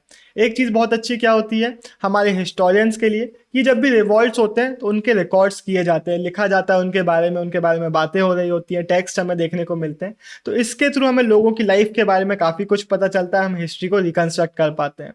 जब एक रिबेलियन होता है, यानी कि एक रिवॉल्ट हुआ, तो स्टेट क्या करेगी, सिर्फ ऐसा नहीं कि उसको सप्रेस करने की कोशिश कर रही है, बल्कि एविडेंसेस भी ढूंढेगी, उसके बारे में इंक्वायरीज भी कराएगी कि क्या कॉजेस हैं इन रिबेलियन के पीछे, लोग गुस्सा क्यों है, लोग अटैक क्यों कर रहे हैं। तो ये जो इंक्वायरीज वगैरह हैं, इनके भी हमें रिकॉर्ड्स देखने को मिलते हैं और हमारे हिस्टोरियंस को काफ़ी ज़्यादा हेल्प करते हैं। अब हम बात कर लेते हैं हो क्या रहा था 19th सेंचुरी में। इंडिया के अलग अलग पार्ट्स में जो पेजेंट्स थे वो रिवॉल्ट कर रहे थे मनी लैंडर्स और ग्रेन डीलर्स, यानी कि जो ग्रेन्स वगैरह बेच रहे होते थे, इनके अगेंस्ट। ऐसा ही एक रिवॉल्ट हुआ 1875 में हमारे डेक्कन रीजन में, उसकी हम बात करेंगे। ये जो मूवमेंट है ये स्टार्ट हुआ एक सूपा नाम के पूना के विलेज में। तो हम बात किस जगह की कर रहे हैं, हमारे पूना डिस्ट्रिक्ट की। यहाँ पे एक मार्केट सेंटर था जहाँ पे शॉपकीपर्स और मनी लेंडर्स वगैरह रहा करते थे। यहाँ पे 12 मई 1875 को कर दिया गया अटैक। आसपास के जितने भी पेजेंट्स थे वो सब गैदर हुए और उन सब ने अटैक करना चालू कर दिया इन शॉपकीपर्स के ऊपर। अपने बही खातास मांगे, यानी कि जो अकाउंट बुक्स होते हैं जिसमें ट्रांजैक्शंस वगैरह लिखे होते हैं, वो मांगे, उनको जलाना चालू कर दिया। डेट बॉन्ड्स, यानी कि अगर किसी ने डेट लिया है तो उसके जो बॉन्ड्स होते हैं, यानी कि जो डॉक्यूमेंट्स होते हैं, उनको मांगा, उनको जलाना चालू कर दिया, उनको डिस्ट्रॉय कर दिया। जो ग्रेन शॉप्स थी उनको लूट लिया और बहुत केसेस में जो साहूकार थे उनके घरों में आग लगा दी। साहूकार कौन होते हैं, वो लोग जो मनी लेंडिंग का काम भी कर रहे हैं और ट्रेडिंग का काम भी कर रहे हैं। तो इन लोगों पे अटैक करना चालू कर दिया। फिर धीरे से जो रिवॉल्ट पूना से स्टार्ट हुआ ये और भी जगह फैला। पूना के ही एक नेबरिंग डिस्ट्रिक्ट है अहमदनगर, वहाँ पे ये फैल गया। अगले 2 महीनों में जो रिवॉल्ट था ये 6500 स्क्वायर किलोमीटर के एरिया में फैल चुका था। 30 से भी ज़्यादा विलेजेस इस रिवॉल्ट से अफेक्ट हो चुके थे और हर जगह हमें सेम पैटर्न देखने को मिलता है। साहूकार्स को अटैक किया जा रहा था, जो बही खातास थे उनको जला दिया जाता था, डेड बॉन्ड्स को डिस्ट्रॉय कर दिया जाता था। साहूकार्स तो इतना डर गए इन पेजेंट से कि बहुत सारे लोगों ने विलेजेस छोड़ना चालू कर दिया। अपने जो घर हैं, अपने जो बिलोंगिंग्स है, जो प्रॉपर्टी है, उसको पीछे छोड़ के बस भाग रहे हैं, क्योंकि बात अब जान पे आ चुकी है। अब एक चीज और सुन लो जो कि आप आगे के चैप्टर में पढ़ने वाले हो। 1857 में भी एक रिवॉल्ट हुआ था और इस रिवॉल्ट में ना जो ब्रिटिश पावर थी, जो कॉलोनियल पावर थी, पूरी हिल गई थी हमारे इंडिया में। तो जब ये वाला जो रिवॉल्ट की हम बात करें 1875 का रिवॉल्ट जब ये हुआ, तो ब्रिटिशर्स के माइंड में फिर से वही इमेजेस आने लगी कि बाप रे, हो गया अपना काम, फिर से इतना बड़ा रिवॉल्ट हो सकता है। तो ब्रिटिशर्स ने बहुत जल्दी जल्दी इस बार एक्शंस लिए। उन्होंने पुलिस पोस्ट सेटअप करवा दी कि भाई जो रेबेलियस पेजेंट्स हैं इनको थोड़ा डराया जाए, इनको सबमिट करवाया जाए, इनको रोका जाए। फटाफट आर्म्ड फोर्सेस बुला ली गई। 951 पीपल को अरेस्ट किया गया और इनमें से बहुत सारे लोग वर कन्विक्टेड यानी कि दे वर फाउंड गिल्टी कि हाँ इन्होंने क्राइम किया है। लेकिन फिर भी बहुत मंथ्स लग गए कंट्री साइड को वापस से कंट्रोल में लाने के लिए। लेकिन क्वेश्चन यही आता है हमारे सामने कि क्यों ये बॉन्ड्स और डीड्स को क्यों बर्न कर रहे थे। बॉन्ड्स मैंने बता दिया जो उसके डॉक्यूमेंट होते हैं जो आपने डेट लिया उसके, और डीड्स यानी कि वही प्रॉपर्टी के डॉक्यूमेंट्स। इनको क्यों बर्न किया जा रहा था, ये जो ट्रांजैक्शन रिकॉर्ड्स थे उनको क्यों डिस्ट्रॉय किया जा रहा था, क्या हो रहा था इन लोगों की लाइफ में, क्या इनका बैकग्राउंड था, हमारे जो डेक्कन रीजन का कंट्री साइड था यहाँ पे चल क्या रहा था, ब्रिटिशर्स ने ऐसा क्या किया था जो इतना हंगामा यहाँ पे हो गया था, मनी लेंडर्स ने, साहूकार ने क्या किया था, वो हम यहाँ पे जानेंगे। तो चलिए थोड़ा सा हिस्ट्री की बात करते हैं, थोड़ा सा बैकग्राउंड देखते हैं। अब जब कॉलोनियल पावर बंगाल के बाहर निकली, बाकी जगहों को उन्होंने एनेक्स किया, तो वहां पे उन्होंने नए रेवेन्यू सेटलमेंट्स लेके आए। परमानेंट सेटलमेंट नहीं लगाया, नहीं, परमानेंट सेटलमेंट बंगाल के बाहर रेयरली ही ले जाया गया। क्यों नहीं लेके गए, कुछ रीजंस थे।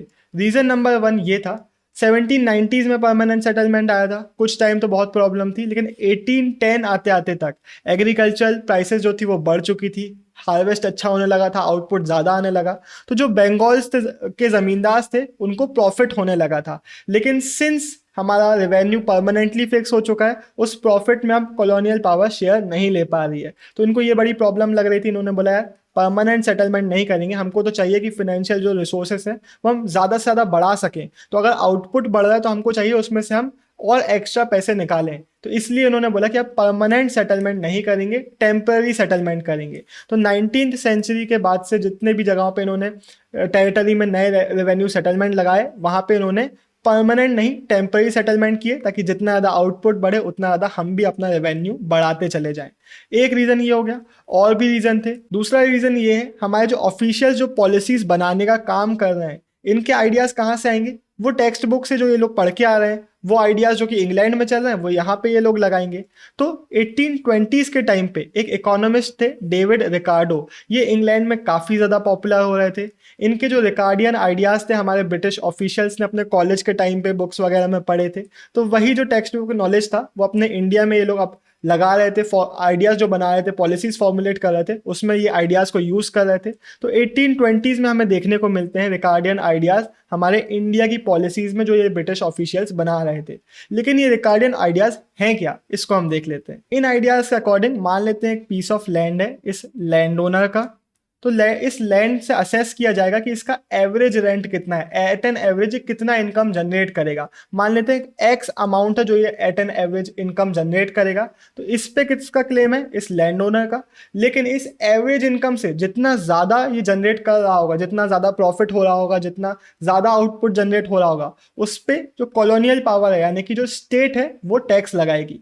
कहा यह जाता है कि अगर आपने टैक्स नहीं चार्ज किया तो ये जो लैंड ओनर है एक रेंटियर बन जाएगा, यानी कि अपनी रेंटल इनकम पे पलने लगेगा। जो एक्स्ट्रा प्रॉफिट यहाँ पे जनरेट हो रहा है उसको ये इन्वेस्ट नहीं करेगा, बल्कि वो अपने जेब में रखता जाएगा, उसी से पलने लगेगा। तो इसलिए स्टेट को टैक्स लगाना चाहिए। ऑफिशियल्स ने बोला, ब्रिटिश ऑफिशियल्स ने, कि ये तो हमारे बंगाल में हो ही रहा है, जो जमींदार हैं वो अपने लैंड है उसके रेंटियर बनते जा रहे हैं, यहाँ पे कोई प्रॉफिट को इन्वेस्ट नहीं कर रहे हैं लैंड पे।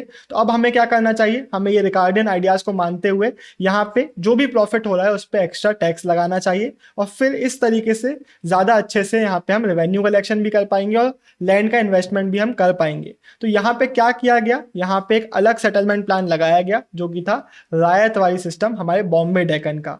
इस रायतवाड़ी सेटलमेंट में क्या किया गया, बंगाल में जमींदार तालुकदार के साथ सेटलमेंट किया गया था, यहाँ पे डायरेक्टली रायत के साथ सेटलमेंट किया गया।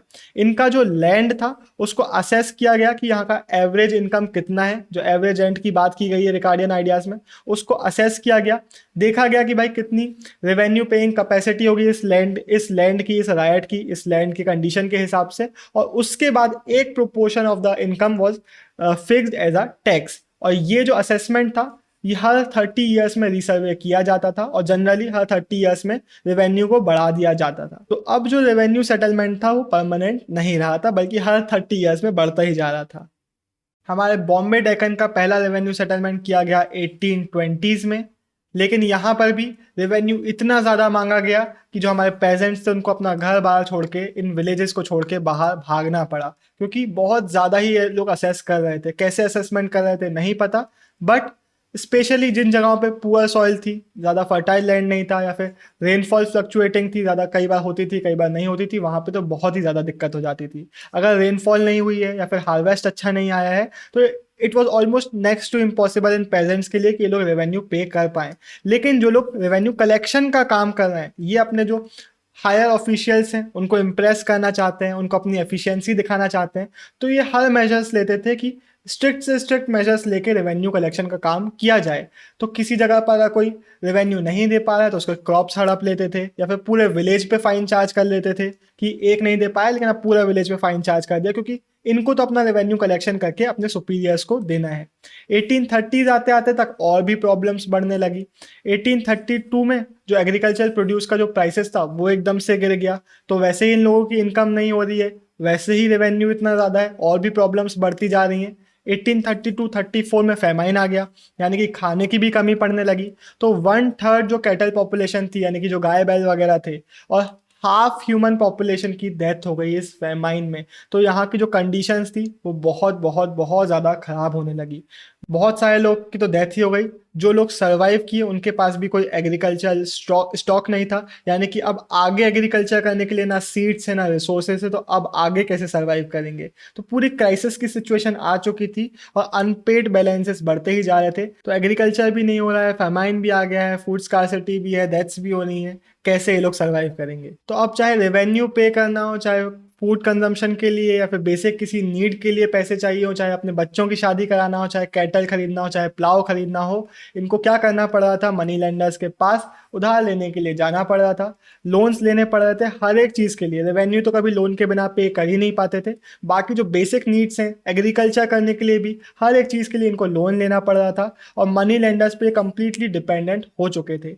1840s तक जो ऑफिशियल्स थे उन्होंने देखा कि इंडेटनेस बहुत ज़्यादा बढ़ चुकी है, और हर एक जो रायत है वो लोन के बेसिस पे ही अपना काम पूरा कर रहा है। फिर फाइनली मिड 1840s में थोड़ी बहुत कंडीशन रिकवर हुई। अब हुआ क्या ना, ब्रिटिश ऑफिशियल्स ने देखा 1820s के हालात की, यार बहुत हार्श कंडीशंस हैं, बहुत रिजिड सिस्टम है, जो हमारा रेवेन्यू डिमांड है वो एग्जॉर्बिटेंटली बहुत हाई है, अनरीजनेबल है, जो हमारी प्रेजेंट इकोनॉमी है ये कोलैप्स के वर्ज में आ चुकी है। तो मिड 1840s के बाद जो रेवेन्यू डिमांड था उसको थोड़ा बहुत मॉडरेट किया गया, कंडीशंस थोड़ी बहुत बेटर की गई इन पेजेंट्स के लिए, इनको बोला गया कि आप अपना एग्रीकल्चर एक्सपांड करिए।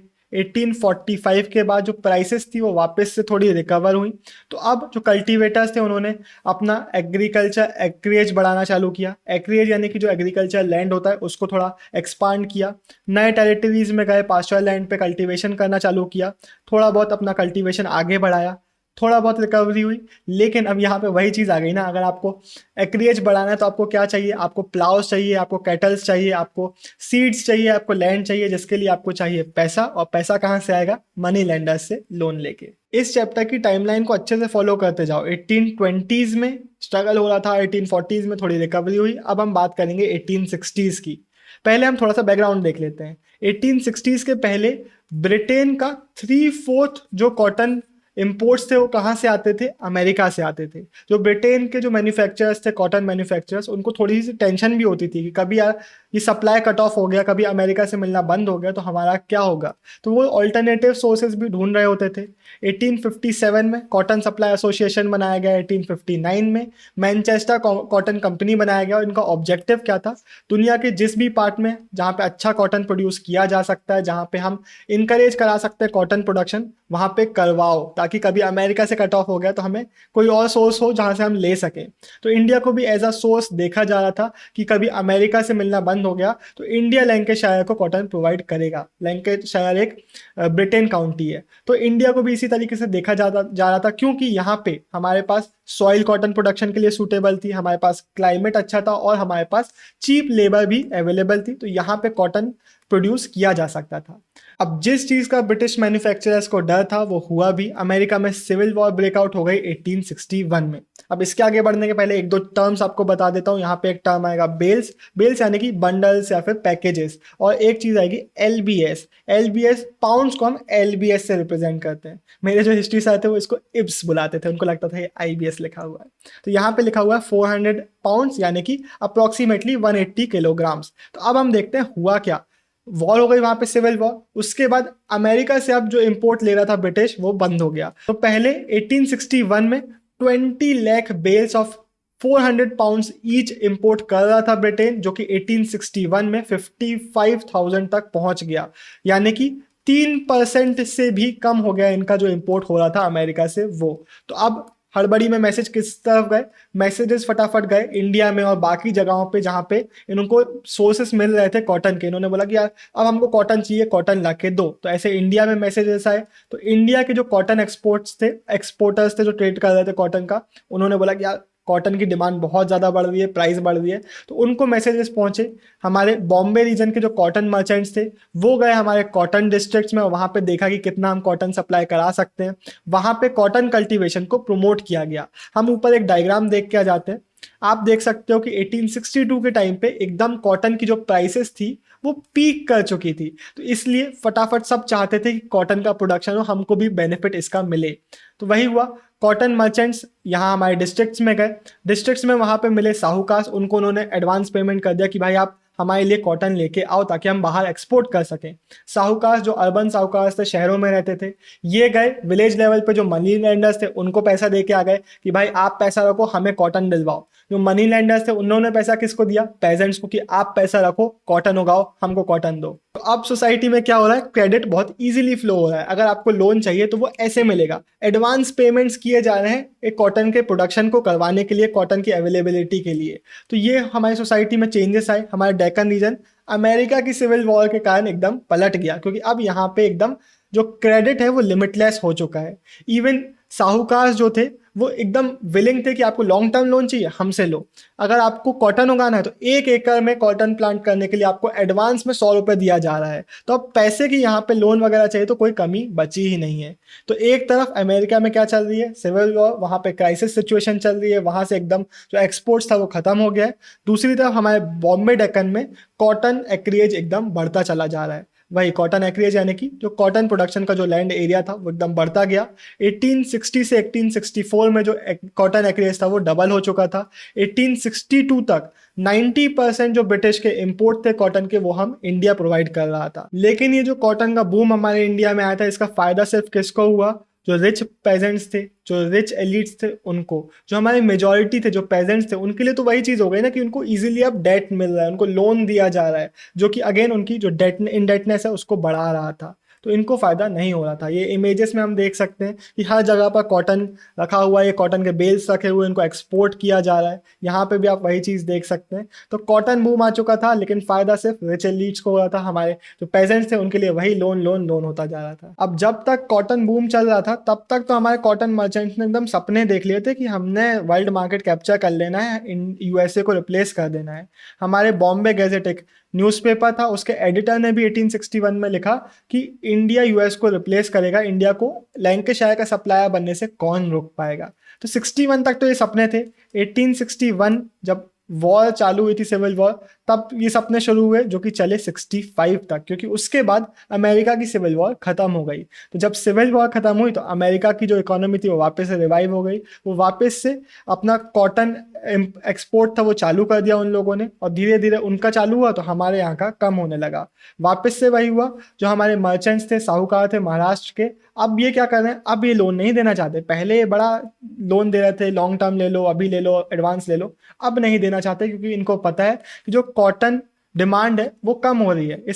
उसमें भी हमने देखा इस इमेज में कि पहले तो एकदम बढ़ा लेकिन फिर एकदम से कम भी होने लगा। तो अब हमारे साहूकार लोगों को पता है कि कॉटन की जो प्राइसेस है वो कम होने वाली, तो इन्होंने अपने जो एक्शंस थे वो बंद करने लगे। इन्होंने अब पेजेंट्स को लोन देने से, एडवांसमेंट देने से मना करने लगे, और इन्होंने बोला कि जो हमने पहले आपको पैसा दिया है अब वो वापस करो, डेट खत्म करो अपना। अब जो क्रेडिट है इकोनॉमी में वो ड्राई हो रहा है हमारे यहाँ का, लेकिन जो रेवेन्यू डिमांड्स है वो बढ़ती ही चली जा रही है। तो अगेन जो पेजेंट्स है उनको सफ़र करते ही जाना है। 1820-30s में हमारे इस रीजन में रेवेन्यू सेटलमेंट्स आए थे। अब 60s में नया टाइम आ गया है जब फिर से नए रेवेन्यू सेटलमेंट्स आने वाले हैं, और जो रेवेन्यू है अब वो 50 से 100% तक बढ़ा दिया गया है। तो अब राइट्स कैसे इस को पे कर पाएंगे, क्योंकि जो रेवेन्यू डिमांड्स है वो एकदम इन्फ्लेटेड है, लेकिन जो कॉटन की डिमांड थी वो गिर रही है, जो एग्रीकल्चर प्राइसेस थी कॉटन की वो गिर रही है, एग्रीकल्चर फील्ड्स खत्म हो रहा है क्योंकि डिमांड ही नहीं बच रही है। तो अब एक ही ऑप्शन बचता है कि अगर रेवेन्यू पे करना है तो आपको जाना पड़ेगा मनी लेंडर्स के पास। लेकिन अब तो मनी लेंडर्स भी पे नहीं करना चाहते हैं, मनी लेंडर्स भी लोन देना नहीं चाहते हैं। अब क्या हो गया है, जो पेजेंट्स इनको रेवेन्यू पे करना है लेकिन मनी लेंडर्स इनको लोन भी नहीं देना चाहते। तो इनको एक चीज़ तो है कि मनी लेंडर्स पे हमारे पेजेंट्स एकदम एकदम डिपेंडेंट हो गए, तो इस चीज़ की प्रॉब्लम है। लेकिन ज़्यादा गुस्सा इनको किस चीज़ का है कि अब इनको लोन मनी लेंडर्स दे नहीं रहे हैं। मनी लेंडर इतने इंसेंसिटिव है इनकी कंडीशंस को लेके, इतना क्रूएल बिहेव कर रहे हैं इनके साथ कि इनको इतना प्रॉब्लम्स है लेकिन इनको मनी नहीं दिया जा रहा है। तो इस चीज़ पे हमारे पेरेंट्स बहुत गुस्सा हुए।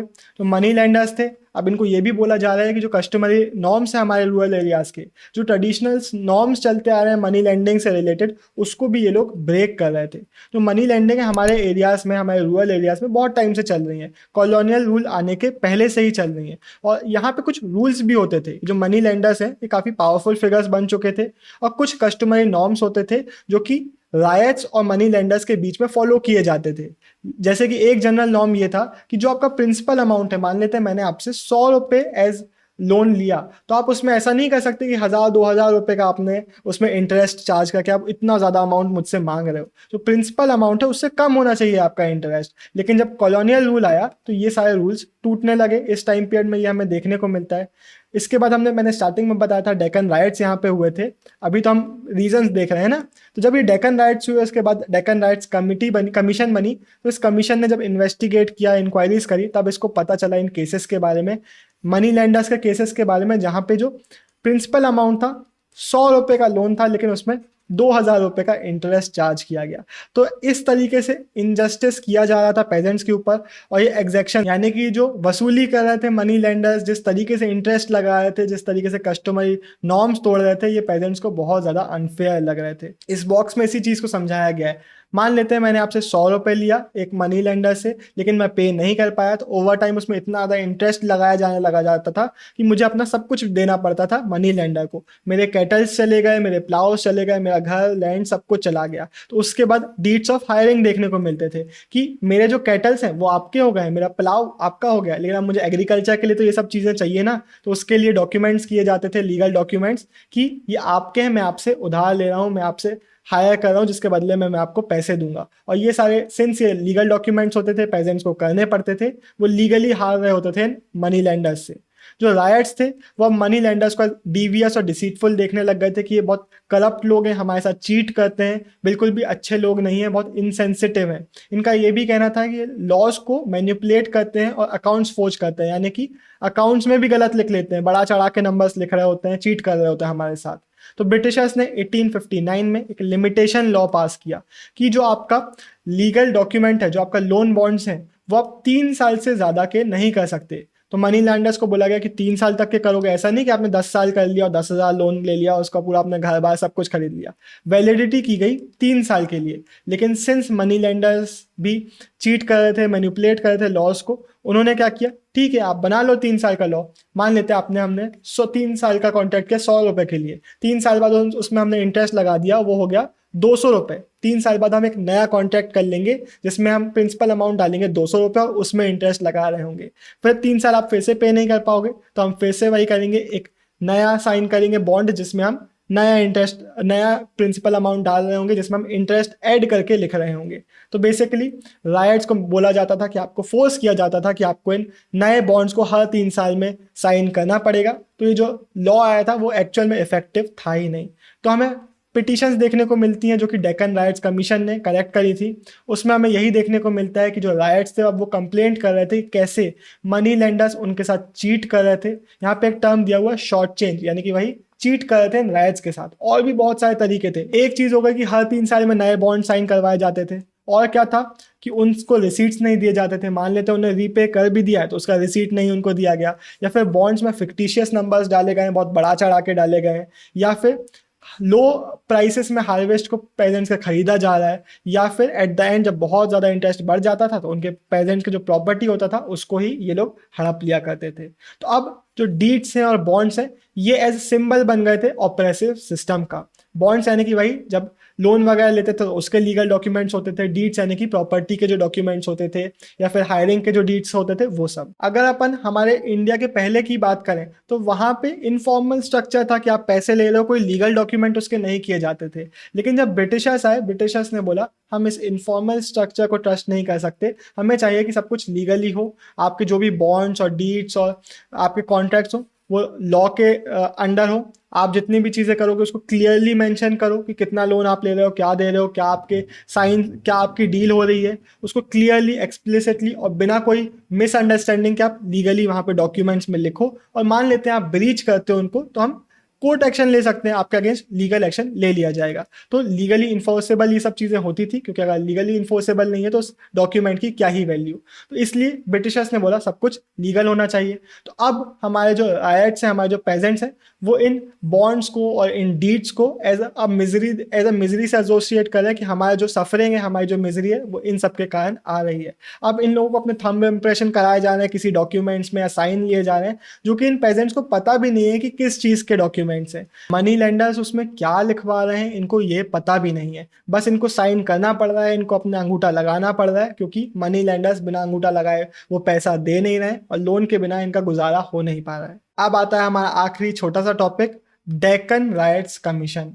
अब जब ये रिवॉल्ट स्टार्ट हुआ ना 1875 में, तो जो बॉम्बे की गवर्नमेंट थी वो ज़्यादा सीरियस नहीं हो रही थी, वो हल्के में ले रही थी इसको। लेकिन जो इंडिया लेवल की गवर्नमेंट थी उसने बोला कि नहीं, आप एक कमीशन सेटअप करो, क्योंकि उसको पता था 1857 में भी ऐसे ही स्टार्ट हुआ था, बहुत खतरनाक हो गया था। तो उन्होंने प्रेशराइज किया कि नहीं, आप एक कमीशन सेटअप करो और रीजंस पता लगाओ, इन्वेस्टिगेट करो कि क्या कॉजेस हैं इस राइट्स के पीछे। तो इसके लिए एक कमीशन सेटअप की गई थी जिसने एक रिपोर्ट प्रोड्यूस करी, जिसको ब्रिटिश पार्लियामेंट में 1878 में प्रेजेंट किया गया। इस रिपोर्ट को हम बोलते हैं डेक्कन राइट रिपोर्ट। और ये जो रिपोर्ट है हमारे हिस्टोरियंस के लिए काफ़ी हेल्पफुल है, क्योंकि इसमें हमें बहुत सारी इन्फॉर्मेशन इस जगह के बारे में, इस राइट्स के बारे में मिल जाती है। इस कमीशन ने क्या किया, इंक्वायरी सेटअप करी जिस जिस जगह पर राइट्स हो रहे थे उस जगह पर। इसने यहाँ के जो राइट्स थे, जो साहूकार थे, जो आई विटनेसेस थे, इन सब के स्टेटमेंट्स रिकॉर्ड करवाए, पता लगाने के लिए कि क्या रीजन है, क्या क्या हो रहा है। स्टैटिस्टिकल डेटा इन्होंने रिकॉर्ड किया कि रेवेन्यू कितना है, रेवेन्यू रेट्स कितना है, प्राइसेस कितना है, इंटरेस्ट रेट्स कितना है अलग अलग जगहों पर। और इन रिपोर्ट में डिस्ट्रिक्ट कलेक्टर्स की जो रिपोर्ट्स आती थी उसको भी कोलेक्ट किया गया। कोलेट यानी कि कलेक्ट करना, गैदर करना, ऑर्गेनाइज करना। तो ये सब पूरा काम किया गया हमारी डेक्कन राइट्स कमीशन की रिपोर्ट में। अब ये वैसे हमारे लिए बहुत एक इंपॉर्टेंट सोर्स है हिस्ट्री को समझने के लिए, लेकिन अगेन ये कौन लिखवा रहा था, ऑफिशियल्स लिखवा रहे थे। तो हमें ये दिमाग में रखना चाहिए कि जो डेक्कन राइट्स कमीशन है ये ऑफिशियल कंसर्न्स को, जो ऑफिशियल पीओवी है उसकी तरफ से लिखी गई है, उसकी तरफ से बनाई गई है। तो इसमें थोड़ा सा हमें बायस देखने को मिलता है स्टेट की तरफ, कॉलोनियल पावर की तरफ। तो हमें इस चीज़ को हमेशा दिमाग में रखना चाहिए। इवन इसको बोला गया था कि गवर्नमेंट रेवेन्यू डिमांड है, क्या ये रीज़न है इस राइट के पीछे, ये पता लगाओ। तो इसने बोला नहीं, जो गवर्नमेंट रेवेन्यू डिमांड है ये तो ठीक है, जो मनी लेंडर्स है उनके कारण ये पेजेंट का एंगर निकल रहा है, और मनी लेंडर्स प्रॉब्लम है जिनको हमें ब्लेम करना चाहिए इस राइट्स के पीछे। तो ये हमें बताया गया इस रिपोर्ट में, और ये इसमें कई बार लिखा गया। तो एक लेवल पे हमारे लिए बहुत इनवैल्यूएबल सोर्स है ये हिस्ट्री को समझने के लिए, लेकिन दूसरे लेवल पे इसको हमें बहुत केयरफुली पढ़ना चाहिए, and it has to be juxtaposed. यानी कि जो बाकी सोर्सेस हमें मिलते हैं, न्यूज़पेपर्स, अनऑफिशियल अकाउंट्स जो मिलते हैं, लीगल रिकॉर्ड्स मिलते हैं, और बाकी जहाँ पे हम ओरल सोर्सेस कलेक्ट कर सकते हैं, ये जो बाकी सोर्सेस मिलते हैं उसके साथ जक्सटापोज, यानी कि उसके साथ इसको कंपेयर करना चाहिए और इसको फैक्चुअली नहीं लेना चाहिए। यही था इस चैप्टर के लिए। होपफुली आपको एक्सप्लेनेशन अच्छा लगा होगा। Bye bye, signing of.